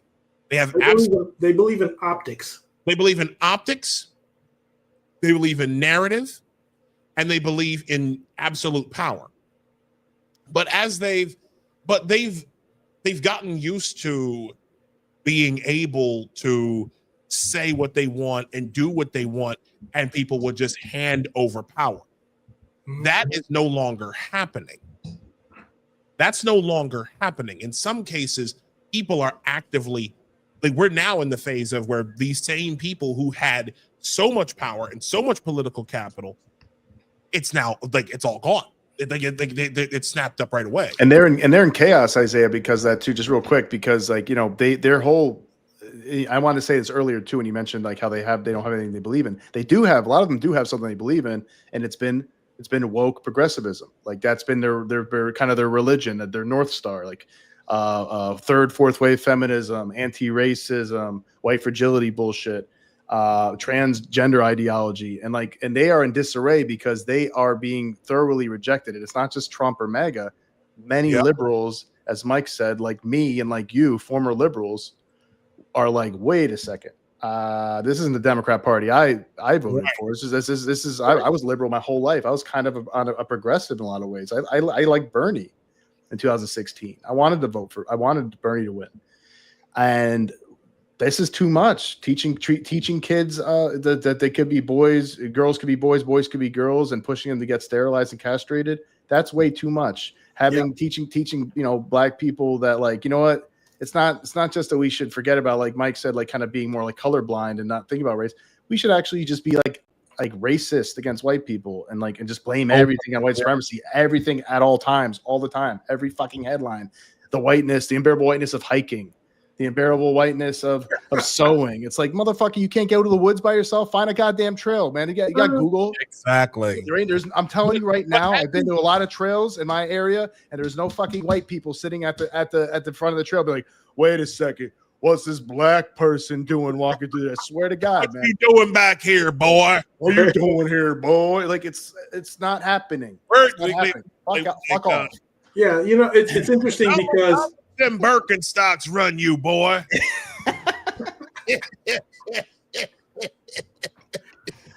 Wait, that's what they believed in. To put a hook, put a bow on it. That's what they believed in, and now that's everybody's like, no, shut the fuck up, no, shut up. I got and like they don't know what to do. All they can do is kill Charlie Kirk. Sorry, Mike. There you go. The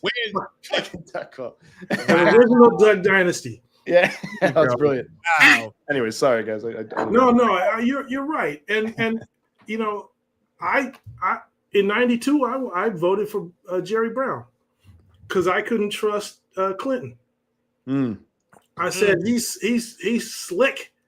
Slick Willie. And I don't really like Jerry Brown. And then the basketball player guy, he dropped out. Who was that guy? I forget. In 92? Was it Dollar Bill Bradley? Bill Bradley. Was that Yeah. it? Yeah. I only know that because my dad. He's I think he said he played for the Knicks or something. So, a lot of people are upset about the lack of principle in politics. And there's a group that is actually making me pay a little bit more attention to politics. They're called Braver Angels. I don't know if you've heard of them. I have heard of them. But Braver Angels is run by a guy named John Wood Jr. And John Wood Jr. is he has that classic bearing of a minister. And he's basically saying, I'm gonna help people go into every neighborhood, and we're gonna have town halls, and we're gonna let you talk amongst yourself. And they're teaching people civics in terms of how do you have a civil discussion. What Charlie Kirk used to do, by the way. To everybody else, and see what they say, and you vote. And I went to one of these. I've been to 3 so far in the past 2 years. And I always see somebody who's running for Congress. And I always see older people. I don't see so many young people. And I always see people who are surprised that, well, I thought everybody was like Trump. Or I thought everybody was like AOC. And they see people from their own communities who are not represented, who are honest and have common sense, and they actually make it work. And people walk away kind of surprised. Like, maybe politics can work in this country again if we stop listening to, the shouting and the gotcha games. And we know that there are good people who know this stuff. Yes. We see somebody, I like Mike Benz, who came out, and we're just getting them bypassed in the mainstream media, and we don't get long form stuff where people bring up history. And that's what I try to do. I say, hey, well, look, this is what I was doing in 1993 when I lived in Boston. And Boston was a lovely place, but even there were no black people in the Nike basketball commercials. So it was crazy. But you just have to look to principle. What is in your heart? And I try to do stuff that is not ideological. I don't have room for ideology, because you have to fix yourself on that, and then that fixes yourself on the enemy, and you're playing power games. Somebody's got to do it, all right? But not all of us. Right. We don't need to be on social media picking people apart, losing our friends, alienating our family, and not.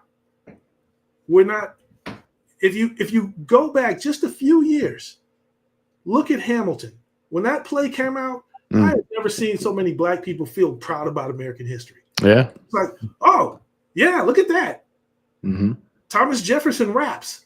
Yes. Hamilton was I actually enjoyed Hamilton. I thought, me too.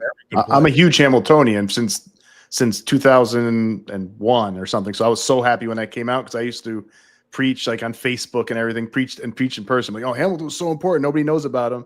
And then they finally made it, and I don't have to do it anymore. I'm like, oh, thank you. Now I don't have to do this shit. Now everybody thinks he's the man. I'm like, yeah, he was the man. He was very important. Very important.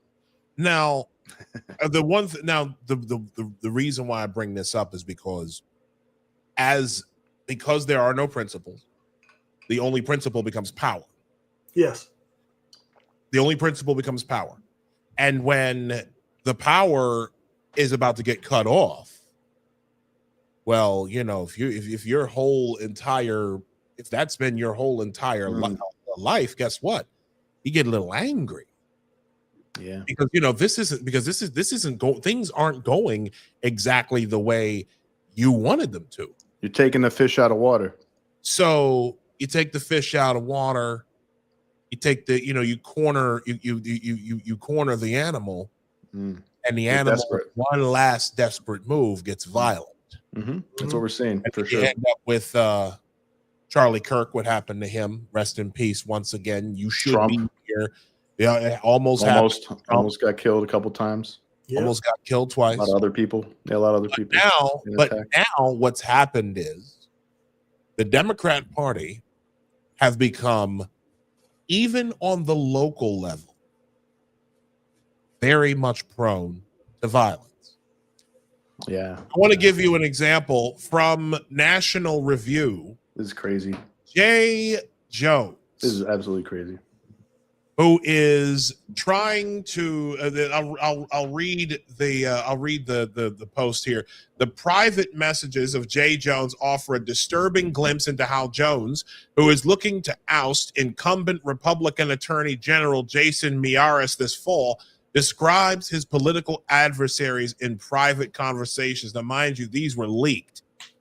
Wait, wrong one. Oh, no, sorry, one. Hence the glowing. Let me see.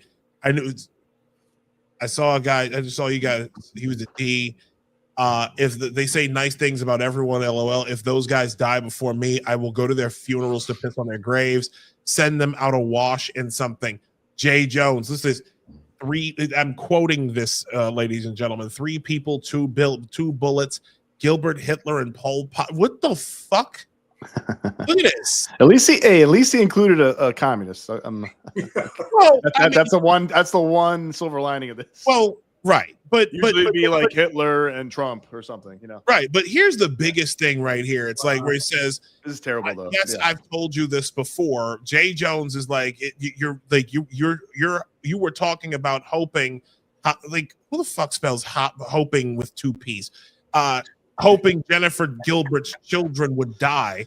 And he says, yes, I've told you this before. Only when people feel pain personally do they move on policy. Jeez. That is so depraved, man. That guy wants to be, and that guy wants to be the the top cop in the Commonwealth of Virginia. That's a big problem. He's bloodthirsty, literally bloodthirsty. Mike, what are your thoughts on that? He's doubling down on it too. Like it's crazy.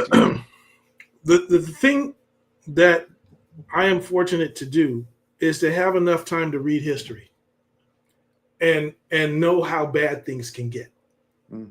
And I've had, my son served in the Navy, my father served in the Marine Corps, my grandfather served in the Connecticut State Guard, and I'm the oldest of 4 boys.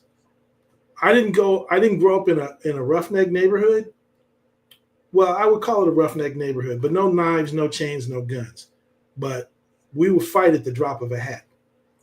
And I know what it's like to have brothers on your back, because there's a lot of yappity yap, and sometimes people throw down. And so when it comes to these power games, these people who don't know what they're talking about, they're like trying to get in a street fight with UFC. They don't know what power is like. They don't know how deadly it can be. And these people are going to get caught up eventually. And smart people, brave people, virtuous people will just step up. I don't understand this whole, like, people don't seem to understand that you can't keep going this way. You can't. Without like, you can't continue to breathe threats of violence. You can't, actively seek public office while wishing while wishing death on your constituents, on your potential constituents. It's like how psychotic are you? Yeah, the best way to change policy is to have your political opponent's kids killed. Like that's so unhinged. No, it's not unhinged, because there's historical precedent for that. I mean, who was it? Chairman Mao said, power flows through the barrel of a gun. Yeah. So, I mean, like how different is what Jay Jones said any different from what Mao Zedong did. Nothing. It's not different at all. But it's also, I just want to look at it at a practical level. So what I have done, ultimately, because I wanted to, I was a Boy Scout dad, and then I went to something called a Citizens Police Academy. And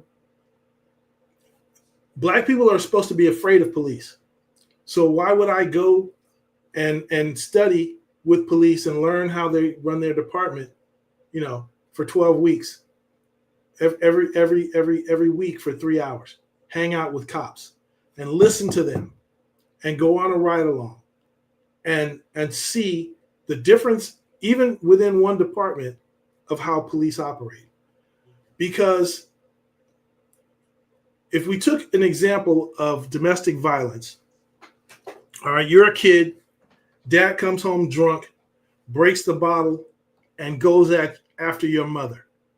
You're going to call the cops because you can't protect yourself in that situation. Exactly. So all of us are going to have our breaking points where we're going to have to depend on somebody. And if you've grown up in a gang neighborhood or Brownsville, where I've seen them throw dirty diapers on people on the street, yeah, it's like, I can't handle this anymore. I have to depend on somebody. And so how far back do you have to think about where somebody had to call the National Guard so children could walk to school? Are we getting to that point? Are we getting to that point? All right, we have shootings, yeah. We have street fights and riots, yeah. We're not up to bombings yet. This isn't as bad as the Troubles. This isn't Northern Ireland, but it might get to that point. I think start coming together. We haven't had any bombings yet. I feel like we have. No, we had some arson at least. I know that. Well, yeah, arson. In Portland, and yeah, maybe not actual bomb. I know they said. I know the media's been saying how apparently I think Biden and Obama had people send pipe bombs over to them or something like that. So I don't know if you want to count that, but we're having a lot of sniping lately and mass shootings. I wanted to add too. I think it's like it's what's really scary is isn't just one guy who is running to be the AG of Virginia, right? This is very widespread point of view of the left, the modern left now, where it's like if you have these people in power, it is a really existential threat to a lot of people. So we have to kill them. They're Hitler. They're fascists. They're genociding trans people because they want to get rid of gender ideology, right? They believe that. I mean, a lot of them wholeheartedly believe that. I don't know how many, but it's a lot of them. It's foolishness. It's foolishness, and they're going to step too far out on that plank. They're leaning way over their skis. Like Kirk. I mean, did you see how people responded to Charlie Kirk? I did. I saw it. Yeah. So many people. A lot of people are sorry. People I know were like, well, he shouldn't have said this about abortion. Right. It's like there are people who I have coworkers. I have coworkers and family members that I personally disassociated with publicly for some of the shit that they said about Charlie Kirk.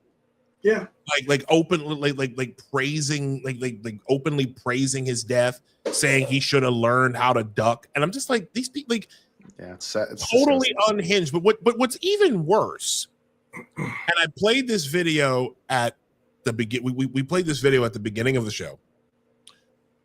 There is also there are multiple races for office for a bunch of offices down in the Commonwealth of Virginia. I feel this is pretty important because it illustrates exactly what the problem is. Right now, the race for governor is the two front runners are Abigail Spanberger, who is a Democrat and apparently was a CIA operative at one point, and Winsome Earl Sears, who is who the Republican. She's currently the lieutenant governor of the Commonwealth. And there's been a lot of pressure on people on Democrats to like disown this Jay Jones guy. Like, you're running for attorney general of the state of the Commonwealth of Virginia, and you're openly talking about killing your political enemies, killing your like murdering your political enemies' children. And when pressed on it, here's what the Democrat Spanberger, this is what she did. Would it take him pulling the trigger? Is that what would do it? And then you would say he needs to get out of the race? Abigail, you have nothing to say? Abigail, what if he said it about your 3 children? Is that when you would say he should get out of the race, Abigail? You're running to be governor. Miss Earl Sears. I mean, we're talking about murder. We're talking about someone's life being taken from them. Have you nothing to say about that? Are you not going to address it? Really, you can't go any further. You're a governor. You're supposed to stand up for all the people. Are you saying political murder is all right? Have some political courage. What you have done is you are taking political calculations about your future as governor. Well, as governor, you have to make hard choices, and that means telling Jay Jones to leave the race. Your thoughts on that, Mike? That's harsh. I mean, but then you see how easy the bubble can be popped. The emperor has no clothes. And somebody will say it at long last, have you no decency, sir? And these things, they will come to pass. You have to take a longer view and a hopeful view of America and say, I hope we can get the right people to represent us. But right now, both of these parties, as far as I'm concerned, have been hijacked.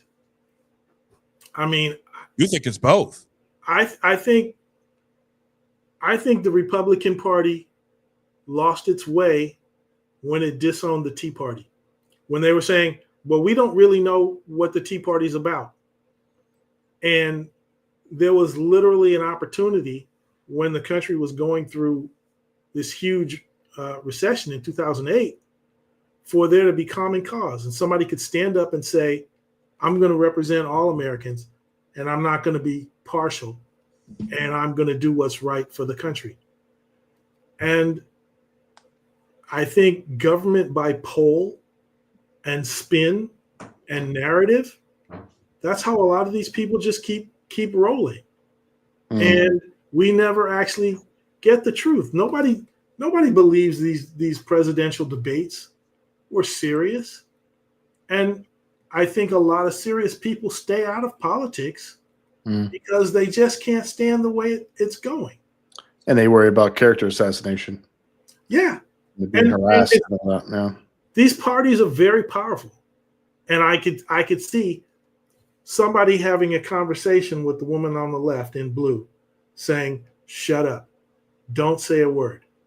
We know they're going to come at you about this, but the party hasn't decided what we're going to do with Jay Jones. That's pathetic, isn't it? Yeah. I mean, it's she like you got to limit damage, right? Should be able to speak her mind about it. You know, you should be able to. Like, no, that's terrible. I agree. He's somebody like that shouldn't be in charge of enforcing laws in our state and representing as the top attorney in the state when they literally want to. I don't give a shit what this guy's done, honestly. That he's pissed at Gilbert or whatever. It's like, or maybe that guy was terrible. Maybe that guy was like a freaking serial killer. We don't know about it. So maybe that would make sense. But then you got to kill his kids. Like, it's just so morally depraved. It's like, I like to see his kids get killed. And he doubles down and triples down on it. You should be able to say as governor, so you know what? I totally disavow that. That was terrible what he said. And I will look into that. I will look into whether he's fit to be the AG. Boom. Yeah. I think everybody be like, okay, cool, perfect. Like how easy. I'm not saying I'm going to fire him. I'm not saying I'm officially going to do it, but I should definitely look into it. That's. I think it's fair to say that. Like how easy. She's quiet. It's crazy. Of that, like how easy could it have been to just simply say he got to go? Like it bothers me the total lack of, again, we saying this again, hate to be repetitious, the lack of principle, the lack of limiting principles, like the fact that no one is saying on the Democrat, like on the left side, no one is saying enough is enough. It's like they're so convinced of their own morality, their own like perfection, that any type of compromise, any type of I guess anything that you like, any type of kindness that is shown, concession. Yeah. Yeah. Concession is seen as capitulation to these people. And the more people you cancel, the more precious and pristine you think your morality is. Exactly. And that's the formula. Purge your political dissenters. Right. It's not working for them right now, that's for sure. Yeah. Oh, it's backfiring on them completely. And that's just one example of this. Yeah, I know. I tell you, what I say sometimes is like, I went to school for computer science, not political science. But I got to live in this country too. And I think of things in a rigorous, rational way. And I want to hear somebody who actually has a better idea, because I have an engineering product that I want to put out there. If you can do it better than me, please contribute. I have to keep my eye open so that I know that the streets I pave are not going to have potholes, that the bridges I build, that the levees I build are not going to collapse. All right?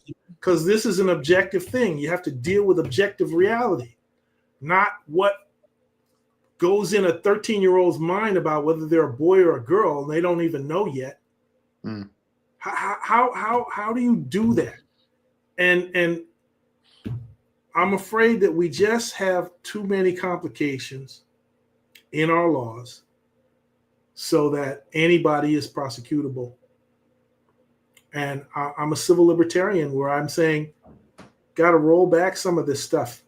Let the people breathe freely. Let us do it. On the other hand, we also got to make sure people aren't getting arrested 39 times and then released that many times and then stabbing some girl in the neck in the train. And that's another that's one of my biggest issues with the Democrats right now. Like I don't want any of my loved ones being attacked because they're in a progressive city. I live right next to New York City. This is a serious existential threat that's real, and it's totally preventable. That's the thing. Like, I understand you live in a city, you live anywhere, there's potential for somebody to kill somebody. Some crazy person's unhinged, does something crazy. I can accept that. But when somebody's arrested 39 times, 17 times, like we heard, and somewhere else, a bunch of other New York City's had a couple guys who constantly was arrested. Finally, he stabbed somebody a bunch of times. That is complete. There's an example. So ridiculous and so preventable that it's just it makes me sick to my stomach. And how would you ever let people who let that happen run anything on earth? There's another example of this that just came out today. A guy who was trying to do a kindness to one of these animals. It was a 69-year-old man who held open the gate in the subway for a 25-year-old illegal, and this illegal beat that man to death in the subway, and beat on him and kicked him in his head and all sorts of for 10 minutes. 10 minutes. You have in New York City right now, the Manhattan DA wrote a memo when he first started his term as district attorney. Shoplifting in amounts up to $750 is A-OK, Patada. I could walk into a Best Buy right now, steal a TV, as long as it's $700, and if it's $700, guess what? I could walk out with it and get away scot-free. We did this in California. I I know y'all did. Yeah, we did it. And how'd that go?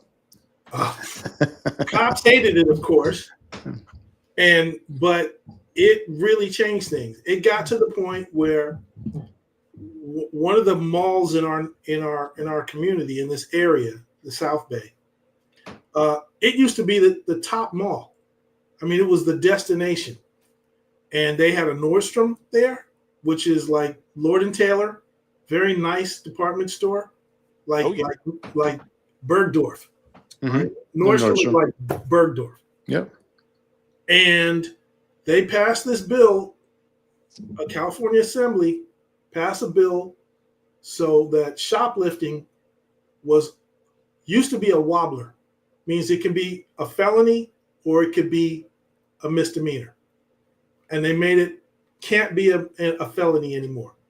So they literally had gangs of folks coming in, stealing less than $1,000, because grand theft would have been the thing. They would spend a night in jail, but the jail's overcrowded. So they say time served, kick them out on the street next day. So you can make $6,000 a week just ripping off this mall. So Nordstrom closed their store. They closed a lot of stores in that mall. And it's a shadow of what it used to be. And then, so we had a district attorney down here that my attorney friends could not stand, because he was one of those people that said, "Oh, I'm just not going to put people of color in jail if I can help it." Right? Like what? Yes. And so I go to a party where some friends of mine, an attorney, is having a birthday party, and we go to this little place, and I hear a couple attorneys talking about this guy, Gascon, who was the DA here, and he was so hated that some of them said, if he wins re-election, I'm going to take early retirement. But yet another guy is saying, y'all, you stay there. Keep that money. Look out for yourself. All right? Don't matter who he is. Go for that money. There are guys, that's happening right now with this guy with here in New York City. I'm no longer in New York City, but like in New York City right now, this guy Zohran Mamdani, open communist. Okay, these guys, first off, imagine a city led by a democratic socialist. Well, no, he's a fucking communist. The democratic socialist is honestly that term is lipstick on a fucking pig. He's a communist.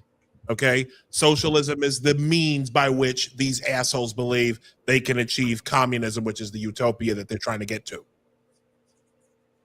These people, imagine this. A city led by Zohran Mamdani as mayor, with an open communist DA in Alvin Bragg. They are literally preparing. They are literally going to set New York City on fire. They are going to destroy that city and they're going to laugh while doing it. They're going to think it's funny. That crazy smile on Zohran's face. Like this, people don't realize how serious this is. Decay is a choice. And it just hurts me so much to know that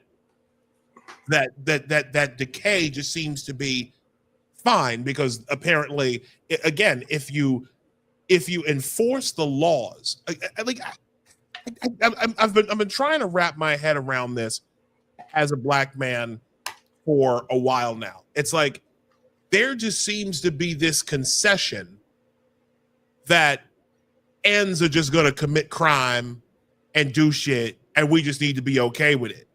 We just need to just relax and be fine, and give you basically that's how we get zero cash cash bail reform, zero cash bail, the revolving doors of jails, got people getting let out for ridiculousness, but yet if you like in the UK, the person making the call If I see a little girl get like in the UK right now, I could get arrested if I make the phone call to the police and say this so-and-so who just so happens to be one of the, you know, one of your special minorities is chasing around a little 12-year-old girl, I'd be the one arrested. I honestly believe that New York City's headed towards that. I don't know about you, but I think we're headed in that direction. But these guys, but again, decay is a choice. They are actively making the choice to turn our cities into these into this stuff, and it's just hurting me. But there's hope. Tish James is probably going to end up going to jail for a very, very long time. Tish James is the Attorney General of New York City, of the state of New York. And I wanted to get your thoughts on this because I believe we're currently at the stage where the Democrats are doing like what Hegel, basically following the immortal words of Hegel when he said history uses people and discards them. From my friend Sam Antar, who is the one who I'm giving him all the credit right now. This man is the one who started the investigation. It did actual journalism and everything. And he was the one who investigated Tish James. Letitia James was indicted on Friday. And he writes here below where it all started. Below was my first post asking Letitia James to explain how her 2023 financial disclosure enlisted a Virginia investment property worth $100,000 to $150,000 financed with $250,000 to $400,000 in mortgages while reporting zero income from it. The math didn't add up. A loan-to-value ratio of 267% isn't just suspicious, it's impossible under standard lending practices. So I did what any forensic accountant, that's what Sam Antar does, would do. I worked backward. I ordered a title report and dug through the property record. And that's how, and essentially, the long and the short of the story is, Sam did the legwork, did the initial legwork, and simply followed the money and went backwards. Letitia James is reported to have used her father as her husband to purchase her property in Brooklyn. Yeah. Like this lady is going to prison. What are the penalties for this, Isaiah? Oh, years. Oh, it's years in prison. Years in prison. Really? And yeah. Like it's that's for mortgage fraud? Mortgage fraud and like with 3 properties in 2 states. Interesting. In the words of Denzel Washington, she's federally fucked. I don't believe it. And here's what the reason why I wanted to get be on probation. So we'll find be on probation. Oh God, I hope not. But the reason why I want to get your thoughts on this, Mike, is again, in this, I don't know how much of this case you know, but like, does this seem to be a moment where they're like, it's over? Like we're just gonna let you. We're just gonna like the Democrats are done with you, and so here you are. You've committed this. You've committed this crime, and now you got to go. I can't weigh that. I think it's obviously if she cheated, she should be punished. And here's a situation where I think the powers in the party, whose names we don't know, are the ones who can indemnify those who carry the party message. And I mean, didn't we have like another district attorney from Georgia get involved in some dirty business with real estate? And is she seeing a guy and Fannie Willis? Yeah, Fannie Willis. Yeah. And I'm like, where have I heard this story before? And I don't know. I think you need somebody like Antar to stand up and bring this stuff forward to the public. Oh, which he has. And you know, it's sad that Instagram is a better reporter than we have in our major newspapers. Exactly. How about? And I'm like, well, the good news is that Barry Weiss in the Free Press You can oversee now this. going to be the director of news for CBS. Yeah, that's Yep. great. And I love CBS that. News may actually become something again. I'd actually be journalistic again. Yeah. Instead of being stenographers for the state, which would Yeah. be a welcome change. That is not an exaggeration, man. I that's another thing that I harp on here is like that. People don't understand how dangerous that is. Where you had almost all of the legacy media and late night comedy, and cable, any kind of cable news besides Fox News, which they all of their entire culture said, you know, Fox News is, you know, Republican propaganda, and of course they are right leaning. Of course, sometimes they were that. So just don't take anything they say seriously. They're a joke. You know, just constantly making fun of them for 2 decades at least. So it's so dangerous because if you are a Democrat, you can get away with anything unless somebody decides, all right, let's get this guy in trouble, like Andrew Cuomo or something like that. We have a reason to get rid of that guy. But otherwise, it's like if you're Obama, if you're Biden, and you're going against Trump, then it's like, well, everything they do isn't a big deal. It's not a big deal. It's like, well, we could spin this. That's everybody's point of view and in the media and late night comedy and stuff. I mean, you know, with the FCC thing, we're talking about Jimmy Kimmel. It's like one of the things of the broadcasting was supposed to be like, it's supposed to be for the greater good of America, right? It's like, is it in the greater good of America if all of the late night comedy people on broadcast television are constantly shitting on Republicans and conservatives and talking shit about them, calling them stupid and corrupt and Nazis and fascists for how many years? Has it been 10 years at least? Is that good? I don't know if that's good. I don't know if that's actually a good thing. Maybe we should at least, hey, if you're going to be on public broadcasting or whatever, and maybe receive funding or whatever it is they have, like whatever contract they have with America, maybe you should at least try to like be like Bill Maher, where he kind of makes fun of both people. Like, you know, makes fun of both sides. I mean to say, he's kind of tries to play balls and strikes more or less, even though he leans left. That would be better. So everybody could feel like, okay, you know, we're being honest with this. Both sides are assholes sometimes. Both sides mess up. That would be better. Everybody can laugh together. Maybe we shouldn't be talking politics that much in late night comedy anyways. But instead of like the conservatives or anybody leaning to the right is a fascist for 10 years. Not good. I don't think that's good. Here's the problem. The problem is, and I think what was the guy late night tonight or the tomorrow show? Kimmel? No, not Kimmel. Another guy who just got canceled.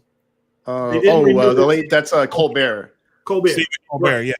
Yeah. Another one of those just snotty guys I don't like. The vaccine. But how how many? I think he had what $100 million budget for the show, right? And he had 100 people working for him, and the whole thing is scripted. From my brief stint for a couple years doing NPR shows, when you're on air, that time is very precious. We can sit here and talk all night for free or whatever you pay StreamYard, but very low cost. We think out loud. We allow people to think, and it's not scripted. And until more Americans get their information from unscripted stuff, then they're never going to think for themselves. They're just going to jump onto the narrative, and they're going to stay in their bubble. Exactly. We got 1,000 channels. I just looked at something called the 100 top influencers of African Americans, and then none of them over 35 years old. I'm like, what do they know? Who are they influencing? Seriously. They're influencing the people who walk around like this. Yeah. So American citizens are going to have to realize they're going to have to come out of their bubble. And again, I'm in the business intelligence. I know how seriously people ought to take stuff that's coming through their screens. Trust but verify. Reagan said that, right? So you're gonna have to get with the smartest people you know. It's like money, guns, lawyers, scholars, and special forces. You're gonna have to know these people personally. Yeah. Somebody who knows how to grow corn. I'm not saying America is going to pot, but you have to have people that you actually trust, that you actually know, who can explain things, and get to know some attorneys, get to know some police officers, get to know some EMTs and doctors and first responders, because these are the people that you know who you're going to call when the power goes out. I was just in New Orleans, and they literally, like, several blocks in downtown, just the lights don't work. I'm like, how? And it seems like a regular thing. They're used to it. The power's out in this part of town. Okay. Wow. Jesus. So Wow. you have to demand, because the oppositionalists are going to say, well, this is late stage capitalism. It's all failing. We have to have a revolution. We have to have this. So Mamdani is doing the same thing AOC did, just talking to young people who haven't been anywhere, who live in their little bubbles, and universities, unfortunately, are bubbles. Bubbles that come with 100K in debt or more. Right. Yeah, exactly. Away. And That'll make you hate capitalism very quickly, besides the Marxist indoctrination. You ain't wrong about that. My friend, Mr. Bowen, I really, really appreciate you coming on tonight. It's been a ball. Like I have to say, gentlemen like you give me hope. Like seriously, and when talking to someone with obviously the business acumen and the tech and everything, and also the general knowledge of listening to how you as a black man have parsed all this over the years. I've learned a lot from you tonight, sir. I really have. I've learned a whole lot from you tonight, and I really you grow your gray. We all do. Look at this. It's coming. You know, listen. I'm only 43. I'm trying to wait until maybe I hit my 45th before I come out with all the gray. But if you ask my wife goes, she loves when I have a beard. Beards are great. Beards are great. Well, I want to ask Mike one more question, real quick, if it's all right. I mean, I think your story is very inspirational to black people, but I also think that, on the other hand, and I think a lot of black people need to hear your story. On the other hand, it's like, I think people also need to stop treating black people like they're special needs or something like that. It's like black people should feel like they can do anything, anything that they put their mind to if they prepare for it, right? Yeah. But I want to say, I think a good question for you might be, it's like, how much did you see your race as a real impediment to your success in your life? Like, that's a good point. I imagine there's some times where people maybe made a comment, and you're like, oh, okay, that guy was ignorant, being a little racist, stuff like that. I'm sure there's something you might have experienced, but how much of it was you think, an impediment to your climb up to where you're at now? One of my sayings is, you only know the black people that you know. And that's true for everybody. So sometimes if you don't get to know enough black people, you become gullible, because somebody else will tell you, well, this is what black people are like. Right. I remember a story, it's a true story, and I think about it a lot. I was sure that I wanted to do my undergrad in computer science and get a Harvard MBA. So I went to the LA Hilton. They had the Black MBAs Association come out, and they said, we're going to tell you what it's like to be at Harvard in the grad school.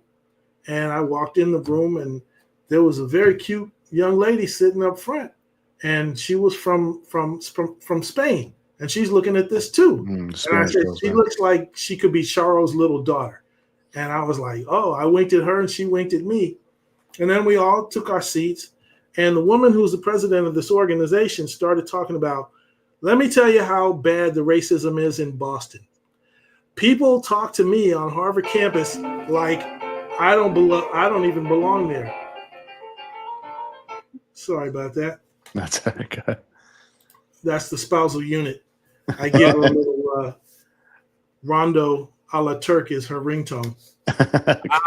Okay. So Boston's racist. Yeah, she's like, people talk to me like, oh, I thought you were from Northeastern or Boston University, not Harvard. And I said, can you believe this? And I turned to a guy, he says, yes, there's always someone like that. I run a 400 million division of Ford Aerospace. Don't pay her any mind. And I was like, okay, so here's a black person that I'm with you, not with her. And I realized that black people have different experiences, and you want to get with the people who can actually help you. Exactly. And they turned out to be a lot rarer than I thought. And I was kind of surprised. I just thought, I'm going to go, and I moved to New York City, 7-8 years out of college. And it was just like I met a few black men who worked on Wall Street, and I went out on his boat. He had like a 45-foot sailboat. And I was like, wow. But then he started yelling at me. So it was like, he was like, Wall Street greed is good. Like, you better not mess my boat up. You know how much money this thing costs? And he made me nervous. And so I pay attention to black class because there are a lot of black people that you don't know. There are a lot of Nigerians over here. My best friend when I moved to Atlanta was a Nigerian guy. His father was a pilot in the Biafran secession. Oh, wow. Yeah.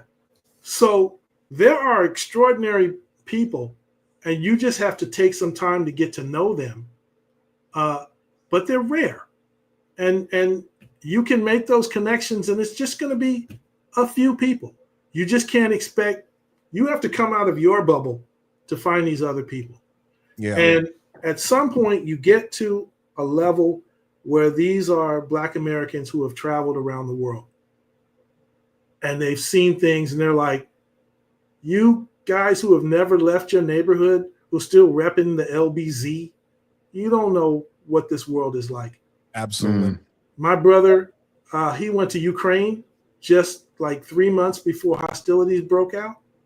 And he says, I can't believe my whole life, I didn't know Eastern European women would like me, but it's great. Wow. They treat me like royalty. Wow. So get out. I know what it feels like. Europe, go to Southeast Asia, go to South America, go to the islands, go places. You just don't know how good you have it here if you sit around on your butt and complain. The mountain's not going to come to you. I can go to the top of the mountain and take a picture and show you that picture, but that doesn't substitute for you going up the mountain yourself. 100%. Well said. Very well said. Mike, where can everybody find you, sir? I'm on X Twitter at MDC Bowen, and I'm a Substack.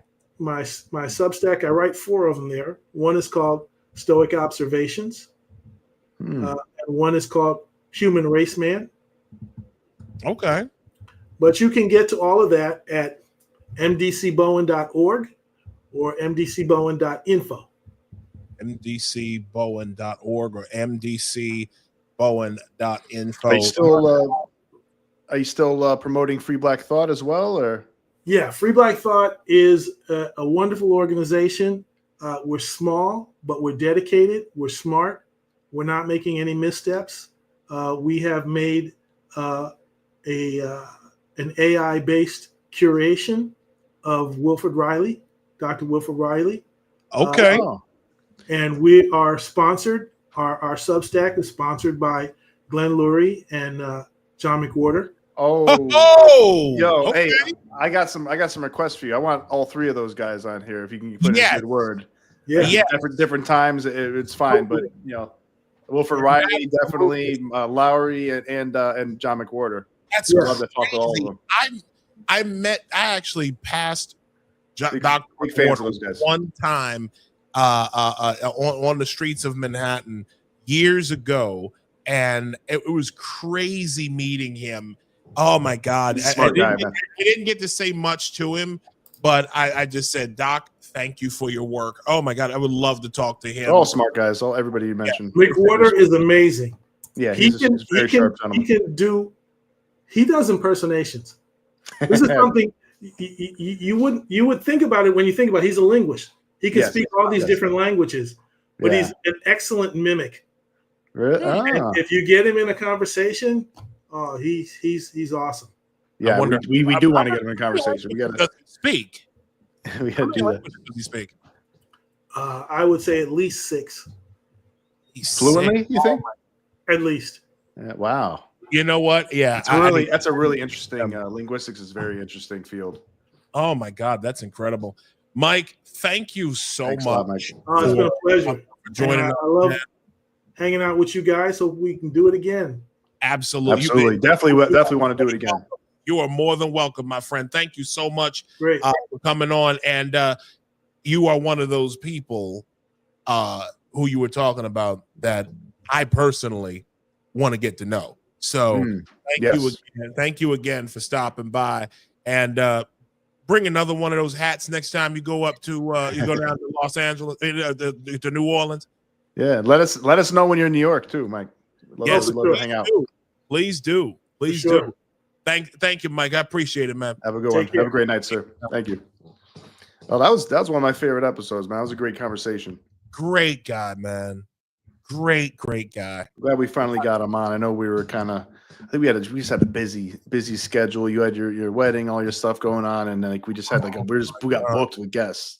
So I finally apologies to Mike for kind of the big wait, because we originally talked to him, I think, in the spring. So he's probably wondering what the hell we were, but we finally got him on. Man. Yeah. We did. Yeah, I know we'll still see you down there. But I apologize for, and I want to actually take the time to apologize to our viewers.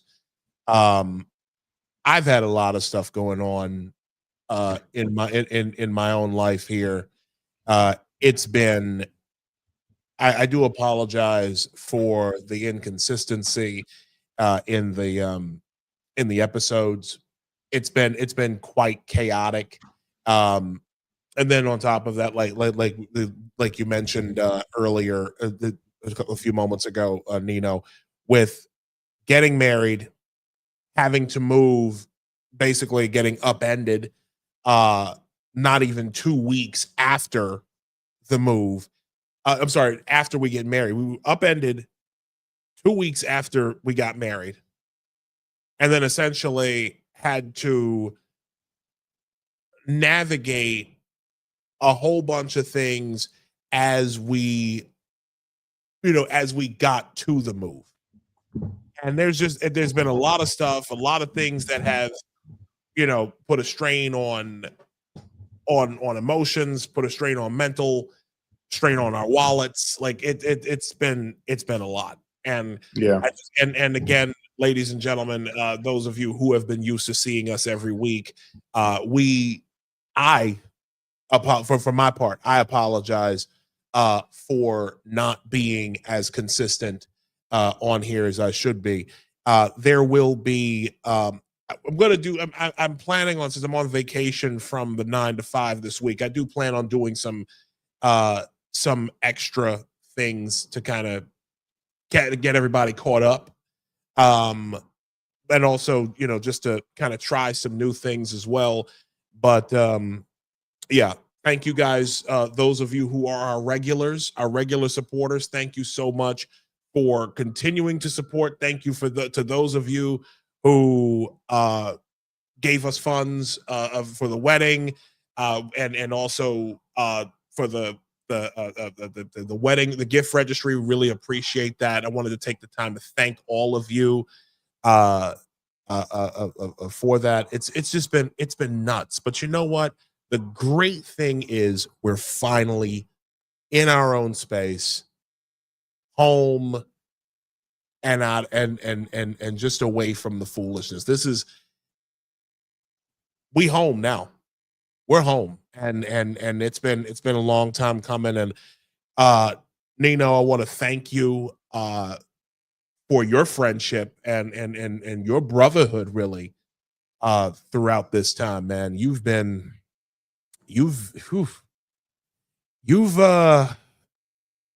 helped you've helped to turn down the temperature in a lot of respects, and I'll just leave it at that. But brother, I appreciate you, man, and I want to give my love, of course, to you and to your family for doing what you do, man. Thank you. Yeah, no, I don't know if you could hear me before, but yeah, I appreciate you too, brother. That's and I'm glad if I could have been of any help. Hopefully I was, and happy to be that. And you know, and, you can always talk to me, man. Off the air, on the air, you can always talk to me, brother. I appreciate that. I'll try my best to give you some advice or be an ear to listen to and all that. Yeah, man. I appreciate that. Yeah. Anything? Any thoughts before we get out of here? I think we covered almost everything, which was great. Like I think you really were on top of that with the you know, having everything organized with the topics and stuff, because like there's a bunch of stuff I forgot about, and then you just came up with it. One thing I think we should probably just mention real quick is Trump, man. Trump with the looks like he's secured peace in the Middle East, which is how about that? Which even the extremely biased TDS anti-Trump media has given him his flowers for that. It's such an astounding feat that was, I think a lot of people thought was impossible for decades. Like presidents, heads of state, you know, secretaries of state, you name it, you know, geopolitical people said it was just impossible. It wasn't going to happen. And it looks like it might. I mean, of course, I'm sure there's going to be some violence in the future, terrorism and stuff like that probably will happen again. But it looks like they've secured a new order in the Middle East, which, you know, people got to think about long and hard about why only Trump was able to achieve that and everybody else wasn't, and maybe give him his fucking props. Well, the thing is, since you brought that up, I mean, you got to understand when your great Satan does things that Satan wouldn't do, you kind of have to do your best to not give your great Satan his due. Okay, like again, I've said this for a while now, and I'm over it when it comes to people talking bad about Trump. This man is not a narcissist. He is not this criminal. He's not this evil bastard that I was indoctrinated to believe he was. I was completely and totally wrong about Trump. I think he is going to go down as one of the greatest presidents of all time. I mean, he's certainly making a generational run to that effect in less than a year. Yeah. This has been the craziest year. It's like every time, like dead serious, every time I think Trump doesn't understand the assignment, something happens that proves that he's not only understands it, that the people around him understand it, and they understand the very, very tight window in which it has to be done. Because understand, this big year that's not done, right? We're not done. We've got, you see, it's October now. We've got November, December, January. We've got another 3 months yet. And Trump understands that, or at least the Trump administration, this government knows that they have the midterms. They really need to do stuff to basically have a great show out for the midterms. I think that, like, I like the energy with which this administration is moving. They're doing real stuff to help real people. And I think that like, and the thing is, the Democrats have completely lost the plot. Completely lost the plot. Like all they can do is just talk about being the party of the little guy, the party of the middle class. That's all they can do. It's hard for them to do that. And even now, it's because they're the party of the elites and immigrants and criminals. That's about it. Exactly. And transgender. They think like seriously, their definition of the party of the little guy is essentially making sure that it's easier for Kaylee to get her to get her fucking Uber Eats order. So she brings some immigrant from Pakistan. So with the driver's license and all that, they do everything to basically deregulate the things that matter, so that there are more people available to get Kaylee her pad thai order. Excuse me, and it disturbs me because that is Democrat politics these days. It's like pretending to be. It's theater kid shit. Yeah. It is. It's a good way to put it. Performative. Again, these people, emotional and performative. They invented a minority. Yeah, they did. They invented. That's the crazy 100%. thing when it comes to this whole trans shit. It's like you invented a whole minority of people, and they have to indoctrinate children to keep it going. That makes up exactly 2/3 of 1% of the population. All these people going crazy out in Portland. Think of this. Fucking furries And trans and all sorts of and the lollipop guild and Candyland. Psychological, like just depraved degenerates out here. To that point, I was looking at this while we were having a guest on.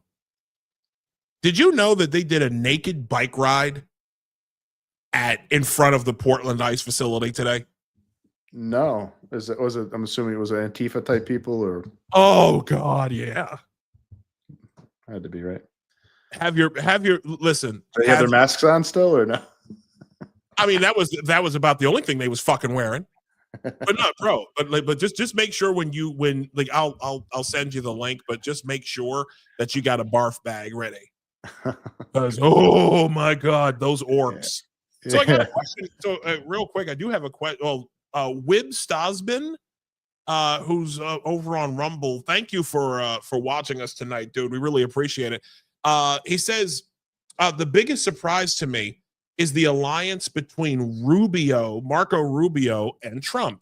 Rubio is basically wearing multiple hats right now, running a department and going overseas as a diplomat. Yeah. No, Rubio has been so impressive, man. Rubio has been clutch. Very impressive. Definition of clutch. Look, I'm telling you, man. If it keeps going this way, he's in the conversation for president too. Like it ain't a sure thing. JD Vance, like unless they set up some kind of thing where he doesn't run against them or something like that, and I doubt he would do that. But because he is, I mean, he's definitely one of the experts in the administration. He's been busy as hell. And he seems very competent.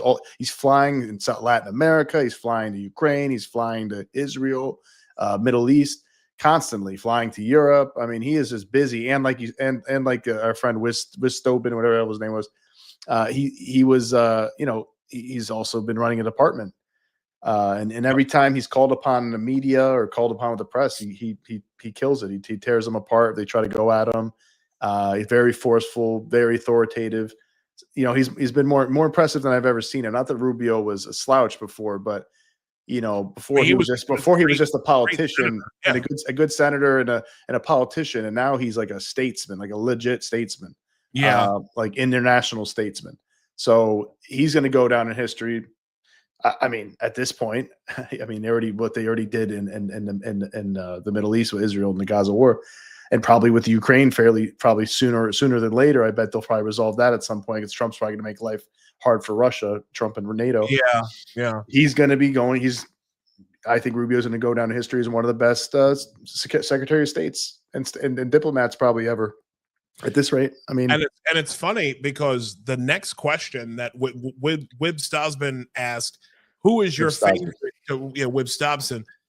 He has who is your favorite to win the Republican nomination for president in 2028? Yeah, I don't know. I mean, I think JD Vance seems to be the guy, but a lot can happen in the next couple of years because, we'll see if JD Vance has already been caught going against Trump on like private chats and stuff. So who knows if there's gonna be any more of that, like just him disagreeing, which I think it's obviously it's fine for him to disagree, but who knows how much Trump is gonna. How the relationship is going to go in the future. Maybe he'll be in the doghouse. Maybe he won't. I like JD a lot. But like he might have to go against. He might have to go against a Rubio, which I think Rubio's a stern competition if Rubio decides to run for president. And he might feel like that's his time. I'd honestly like to see them both on the same ticket. Yeah, well, I would too. But if I'm gonna be honest with you, like because I know Byron Donalds. My ideal ticket for 2028 was Byron Donalds and JD Vance. Well, like Vance, it was basically Vance Donalds. But now that we've, now that you're talking about Marco Rubio, I think Rubio should be vice president, or I think there's going to be. I think if anything, this shows that 2028 is going to be very, very deep for they're going to have a deep bench. Definitely. I mean, dude, compare them to what the Democrats have. I mean, the Democrats' best candidate is sadly, I think, Gavin Newsom, just because he's such a political natural. But he's obviously his policies are terrible, and I think he's going to have a lot of sociopath. Yeah, terrible, and yeah, he's a terrible person. But he seems likable. He's a decent talker. He's confident, comfortable enough to like talk and debate with people. Hopefully America sees through the bullshit and sees what happened in California. But that's like, and then they have AOC. I don't think AOC is going to work. I think AOC is like an idiot. And I think a lot of people will notice that she's like a bitch. I'd be worried about Mamdani, but Mamdani can't run for president, right? I think it's official. No, absolutely not. He can't, like, because of this is foreign born, right? Foreign born, yeah. Foreign born. That should be the freaking law, I think, in general for like running cities as well. I feel like, man. Yes. I mean, but anyways. So there might be somebody that pops up, but they're lost. But like the Republicans, I mean, yeah, like you said, we got, and I'm happy to see an open primary between those two because I think it's good for people to choose, and it might just end up being JD Vance anyways, and that's fine. It would ideally, if it is JD Vance, is like if it's like kind of quote unquote his turn, Trump supporting him. It would be great if Rubio wants to be vice president. And I assume he probably wouldn't mind doing that unless I don't think he could also. I mean, here's the thing about vice president. Here's the thing: vice president is oftentimes not as important of a job as Secretary of State, unless the president gets killed. I'm listening. Yeah. So it's not as important usually. So like he might decide to stay as Secretary of State, but. You have Byron Donalds, you have even like a Vivek Ramaswamy, who else am I forgetting over here? There's so many people in the Republican Party who are potential stars in the future. But here's what I would say: ideally, if everything kind of remains as it is, and like JD Vance is still favored by Trump because Trump is so influential in MAGA. Is to see something like Jefferson, Madison, Monroe, like so where you have, Trump, 2 years, two terms of JD Vance, 2 terms of Rubio or whoever's next in line. That would be ideal. Because I think Republicans need to be in power for a long time because the Democrats are just crazy. They're just crazy. They can listen. I am. They're corrupted and they're compromised. Bro, I'm taking bottom line. I'm taking the Stephen Miller approach. What's that? They can never hold power. They can never hold power at the national level again. Not anything like this. I mean, if there's some kind of complete clean out and legit, they decide like, yeah, we got to get rid of the stuff in universities. Like it's Marxist indoctrination. They're trying to tear down foreign influences, Chinese, Qatari, all that stuff. If they do that, after I think several years, maybe I could think about them again, and they seem they're telling the truth and shit like that. But yeah, I mean, I don't see that happening for a long time because they're all going to colleges and the colleges are all indoctrinating them. No. As long as they're Marxist now. Exactly. They are full blown. The Democrat Party, they're pro-crime. Like they're worse than Marxist. I mean, because they're also for some reason like pro-crime, which I mean maybe I guess a lot of Marxists might be that as well. They're indoctrinating kids and gender shit. It's like, what the fuck are you doing? Tear open borders. It's like this is like you're trying to like you're open. It seems like you're trying to destroy the country and Western culture, Western civilization. That's exactly what they're doing. Everything they're doing looks like that. And the reason why they're doing this, and a lot of people look at me when I'm like I'm crazy when I say this. These people are actively working towards a one world government. Yeah, we are dealing with globalists. Mm-hmm. When you can think of this, when you eliminate distinctions, let's talk about that for a second. Because Charlie Kirk was on to something. When you eliminate borders, you eliminate distinctions between countries. When you eliminate, when people can just pour over a border, okay, and simply exist in an economic zone called the United States of America, you have no country, okay? No borders, no country. Just roving, again, just an economic zone. You then have, and what you have, and you see this in Europe, where you've got all of these Muslim illegals coming into and just subsuming the entire continent, essentially drowning all of the distinctions, okay? Drowning the entire continent. And you've got all sorts of different cultures and languages spoken in Europe, in even Western Europe. And they're doing everything they can to immolate those differences, destroy boundaries. Again, when you have no distinctions, well, then the devil can do whatever he wants. Yeah. When you have no boundaries for men and women, human beings have been a sexually dimorphic species for thousands of years. But yet in the last 10, we find it's all of a sudden we've suddenly ascended past those physical differences. I mean, again, but think of it. If a woman can be anyone who identifies as one, and that's the only criteria for being a woman, where's the distinction between man and woman? There is none. And so what do you end up with? You end up stateless, no boundaries, sexless, or genderless.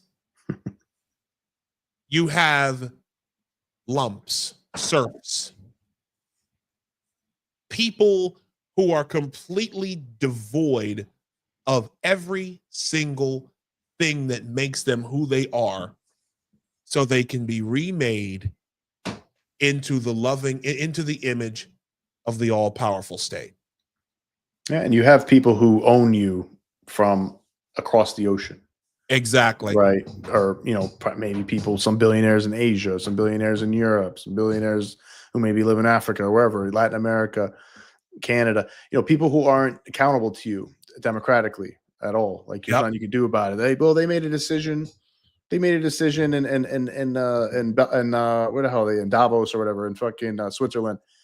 And they don't have to. They're not going to get elected or unelected. They don't have to come home and be like, "Hey, did you make that decision?" And the people are pissed at them. They live in their wealthy homes in wherever the hell they live across the ocean from us, and they don't give a shit about America. They don't know us. They don't care about us. It's all ways to and not just America, but anywhere, potentially. But like, there's just totally unaccountable, and you got to let the more local the government, the better, because those people are more accountable to you. Their kids have to go to school in your community. You can vote them out. They have to see you on the streets if they're doing something absolutely crazy and shitty, and they're gonna hear from you and maybe feel it. So it's like, that's why you can't just let some weird out of touch billionaires in Switzerland or in Europe or wherever meet up to decide our future. It just can't happen. And thank God it looks like it's failing, but they're gonna try to figure out a way to do it again and reconstitute a new name, a new WEF. So yeah, we got to be vigilant and keep them away from power. And then I think the only way to do that, the best way to do it, is to vote Republican. And hopefully they don't get corrupted and compromised. But Right. obviously the left has been just in open arms, just open legs, just letting us get screwed by these people. Yeah. You've seen in the UK as well, and France and Germany, Italy, and before that, before Maloney. But so real quick, Maria Isabella says, hey, Marie says, just finished my space and coming by to say hi. Hey, Marie, great to see you, hon. We gotta move this. We gotta move this show, bro. All of our friends are freaking do shows on this Sunday. I know, right? we gotta do midweek or something, bro. I'm telling you. We do. Wib Stosman says, we are being told that we need to allow roving immigration across the Western nations. At the same time, those same people are telling us that we have an overpopulation issue. Yes. Make it make sense. Yeah. So, and that's the replacement. Very weird.